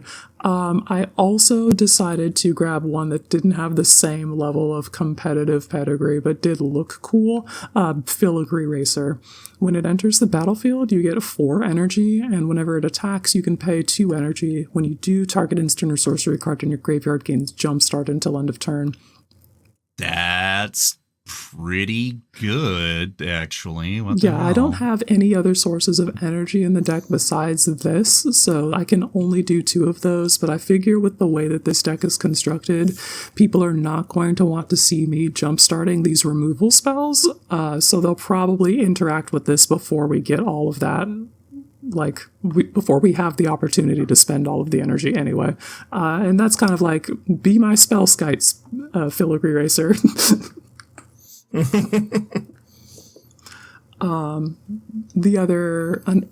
Another key card here, Fable of the Mirror Breaker. Yeah, you know the one. The Busted Saga itself would require some Busted Sagas to fill in that slot in this type of deck, so I went with flip ones that have also seen 60 card competitive play, the Legend of Karuk and the Legend of Roku. Pretty recently people are playing these, both of them are like card advantage in their own way. Karuk is specifically scry 2, then draw a card on 1 and 2, and then it flips into a guy who, whenever you cast a spell, you make a 1/1 spirit creature token with this can't be blocked except, can't block or be blocked by non-spirit creatures. It's also got Exhaust, Waterbend 20, take an extra turn after that one, but we'll never get there because my opponents can read. And then Legend of Roku exiles the top 3 cards of your library. You add 1 mana of any color, and then you flip that guy on chapter 3 into Firebending 4, and you can spend 8 mana to make a 4/4 dragon creature token with Firebending 4 and flying. So I'm just like providing bodies with which to end the game after I've controlled people into a corner. Speaking of controlling people into a corner, hey, instant speed interaction. Oh no! You know what? I'm all right. That's it, everyone. That's a podcast for today. We'll see you later. I can't believe that I'm having the bit be turned on me like this. Yeah, so the other thing that this deck does is fucking kill everything. We've got the cut downs, the go for the throats, the abrades, the negates, the Shelley's Edict, all of that were in the 60 card version of the deck. So we expanded that so the 4-ups had 4-ish counterparts, and then we filled in with commander sized removal that I like. So instead of Shelley's Edict, I think we've got Soul Shatter and Zot's Will as just some bigger commander-sized edicts. We also have Lethal Scheme and Baleful Mastery, big fan of those. And then I'm just blowing up artifacts with Siege Smash and Abrade, and got a couple of counter spells. We got Withering Torment to make sure that I can get the enchantments out of my way when I need to, if I didn't counter them on the way down. And then a cheeky card advantage spell that actually I did see in one of the versions of the Grixis midrange deck was Siphon Insight. You look at the top 2 cards of target opponent's library, exile one of them face down, and the other one goes on the bottom of that library, and you can play the exiled card for as long as it remains exiled. You may spend mana as though mana of any color. Yeah, I vaguely remember this card and then thought nothing of it otherwise. Yeah, I like to steal my opponent's spells, and this lets me do that. I'm touching other people's cards. Yep. And then there's some sorcery speed interaction. We got like duress with a couple of spells that like steal cards from my opponent's hands with a Cruel Claws Heist. And then Brotherhood's End was in the deck, so we added another like 3 sweeper. And then Soul Transfer was in the deck, so I've got that. And Invoke Despair was in the deck, so I got Cruel Ultimatum. Wow, yeah, you really are like going through the greatest hits of like a standard environment and then more. Mm-hmm. We're just fucking, I wanted to take exactly what that deck was back then and expand that experience to 100 card Singleton and see how it does. Gameplay experience, I haven't fucking gotten to try this one yet. It's Turtle season. Oh. We've been playing Esper Menace Typal or the Turtles Precon, and there's not a whole lot of drive to put my friends through what probably feels to them like Doomblade Typal. So we'll get there, maybe, but I have to find the right moment, and I don't know if the moments that I've had previously have been it yet. Yeah, yeah. I mean, so a concept came up back in Laura's Discord. Someone was like, well, my friend wants to put together the Demir Alayla or fuck, what's her name from Thunder Junction? Oh, Geese of the Hellraiser. Yeah. So they're like, so how do I do this without like how do we do this without it being like targeted removal dot deck? And then I'm like, duress like typo? I don't think know, so, like, bro. Do you you see how duress and Doomblade are the same card, right? Right, but the thing, I don't know, like obviously, like even for me, that was like, no, I don't know, like I'll throw the idea out there, but I was like, that's okay, maybe that's a little bit much. I think despite, Or I guess not duress and Doomblade, because duress specifically wants non-creature, non-lands, but you get what I'm saying. You see how the targeted discard that makes them discard the bomb creature and the thing that kills the bomb creature are the same effect at the end of the day. yeah, so yeah, I don't know. It's just yeah, you do need to be in the right environment for this, because if so here's another example of just like, hey, fuck this player in particular. If you're the type of player with a surplus amount of like interaction via like negate, cut down, lethal scheme or whatever, you kind of get those moments where someone's like, they cut your head off in such a way that you're like, what is with this disrespect? But it's not just from one player, it's from 2 players, where someone was like, cool, I'm going to go to combat and I'm going to cast Chroma's Will. And then someone's like, okay, so I'm going to negate that. And then someone else is like, and I'm also going to Swords to Plowshares your commander or your legend or whatever. And just like the poor Joel, I'm bringing up Joel. He probably won't hear this for a while, or maybe he will and be like, Cole, what the fuck? Why are you throwing me under the bus like this? Bro was like flabbergasted. He's like, what the fuck is happening? Why am I getting tag teamed? And it honestly, like the it was a 6-player game and everyone had hidden roles, so it was even more like, okay, we know I'm declaring. Okay, Bert, I don't think you've been around to hear about this. So we play this spin-off of like the Kingdom, or like the minigame where everyone has hidden roles, but except instead of a king and his knight and the bandits, through the conversion process, it's become Mick EDH in our group. It's a bit. We'll go over it. But everyone is a hidden role of like an old 80s McDonald's character that maybe is around or is not around anymore. So we got a couple of fry guys who are the bandits. So my buddy Joel was a fry guy, and someone was the professor, where you guess who wins and on what turn. And you can like guide the table to that natural conclusion. So the professor's like, I'm going to counter your spell, while Mayor McCheese was like, I'm going to Swords to Plowshares. And then we're like, wait, then who the fuck are you? Like, what is going on here? What's happening? And Joel's just like, I think I'm out of this game. Like, I'm effectively out. That Chroma's Will, like, there wasn't even the commander out. He was just casting it for one of the modes. And he's like, no, we're not going to have that happen. So you got to be real careful how much interaction you are packing when you've been hit on the head with the play more instant speed removal and all this other shit. Because then you get decks like this where stuff do be happening to you whether you like it or not. I don't know. Just, yeah. I am curious to see how this deck will turn out. Yeah, I think I have the strength of will and character to not just Doomblade things because I have them and because Marchesa wants to see that trigger. But if you come for me, expect for your guy to potentially get interacted with or for me to cast a card advantage spell to look for interaction. Damn. Still, I do got to commend you the effort you've put together from an overview, like a pretty sweet deck of just some cards you look at and be like, how could these go together? And then you look at the rest of the deck, you're like, I understand now. What is with these random ass vampires? Who plays Olivia's Attendants and Markov Enforcer? Oh, wait. Yeah, that's... Wheeze plays it.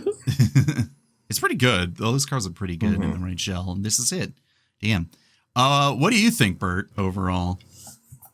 This deck in particular, no, this slaps. This is, I really think it is just like provocative of that deck in particular. Also, the card, what is it? Invoke Despair. Yeah. Truly a nominal card. Like, what else does it do besides that? No, it invokes Despair. Yeah, that is exactly.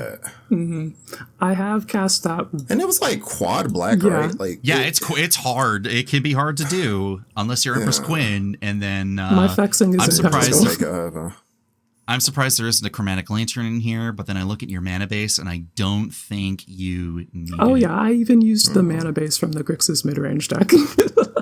And then added the fetch lands because I'm normal. Yup. This deck is fire. Yep. Pretty awesome. Cool. Do we wrap it up? I think it's about time to wrap this thing on it. Yeah, we've yapped. We have yapped. You've yapped. I've yapped. We've yapped. Comrades. It's damn. Yeah. You know what, Bert? This is the regular shit. This is the shit we do every time we sit down and do an episode. And if it happens to like get close to like 3 hours and my voice is like probably going to be at risk of fucking up for the rest of the day. Yeah. Listen, I've been vibing the whole time, man. It's been a blast. Yeah, dude. So, Bert, as we bring it down and we talk about who we are and who you are, you know, I know you haven't been on social media a whole lot, but you might be making a comeback. So maybe let people know where to find you. Yeah, for sure. What's up, everybody? It's your boy Bert. MTGBert if you're nasty. Yeah, man, we got the YouTube channel. I'm debating on doing Twitch and stuff like that again. Definitely gonna be making some banger skeets. Do they still call them that? Is that what the kids still call them? You know what? We'll just go with posts and leave it at that because I think know what other people do. The psychic damage is real. Yeah, but I definitely have some things to say, and I can't let this, especially not during Black History Month, I can't let this voice go silent. Got to let the people know what I think. So, the biggest comeback you've ever fucking seen. But yeah, and yeah, thank you for coming on. Glad that we got the time to do this and we got it all locked in, and then we're gonna let people know we got another certified fucking yapper on the cast and loving every single for sure. Love it. That's all I like to do, man. I'll yap all day. Yeah. All right. And then you can find Quinn and I at the Bludger Guy and Girl Dick Energy, and then collectively at HBVC-MTG over on Bluesky. And Lenny, of course, for doing Smoking Miz with us at Johnny's Gay Pride Mate. You can see us both doing host duties over at MTG Lexicon, the Diebar VDH over on Twitch, except I'm not going to be there again next weekend, so I'll see you whenever. This fucking guy. And then at the end of the month, probably after this episode comes out on the Thursday and a few days later, go check out Empress Quinn's EP. We do be posting music out here. Goddamn. So go check that out. And I think that's it. I think that's a wrap. All right. Later, gamers. Nice. See ya. Bye.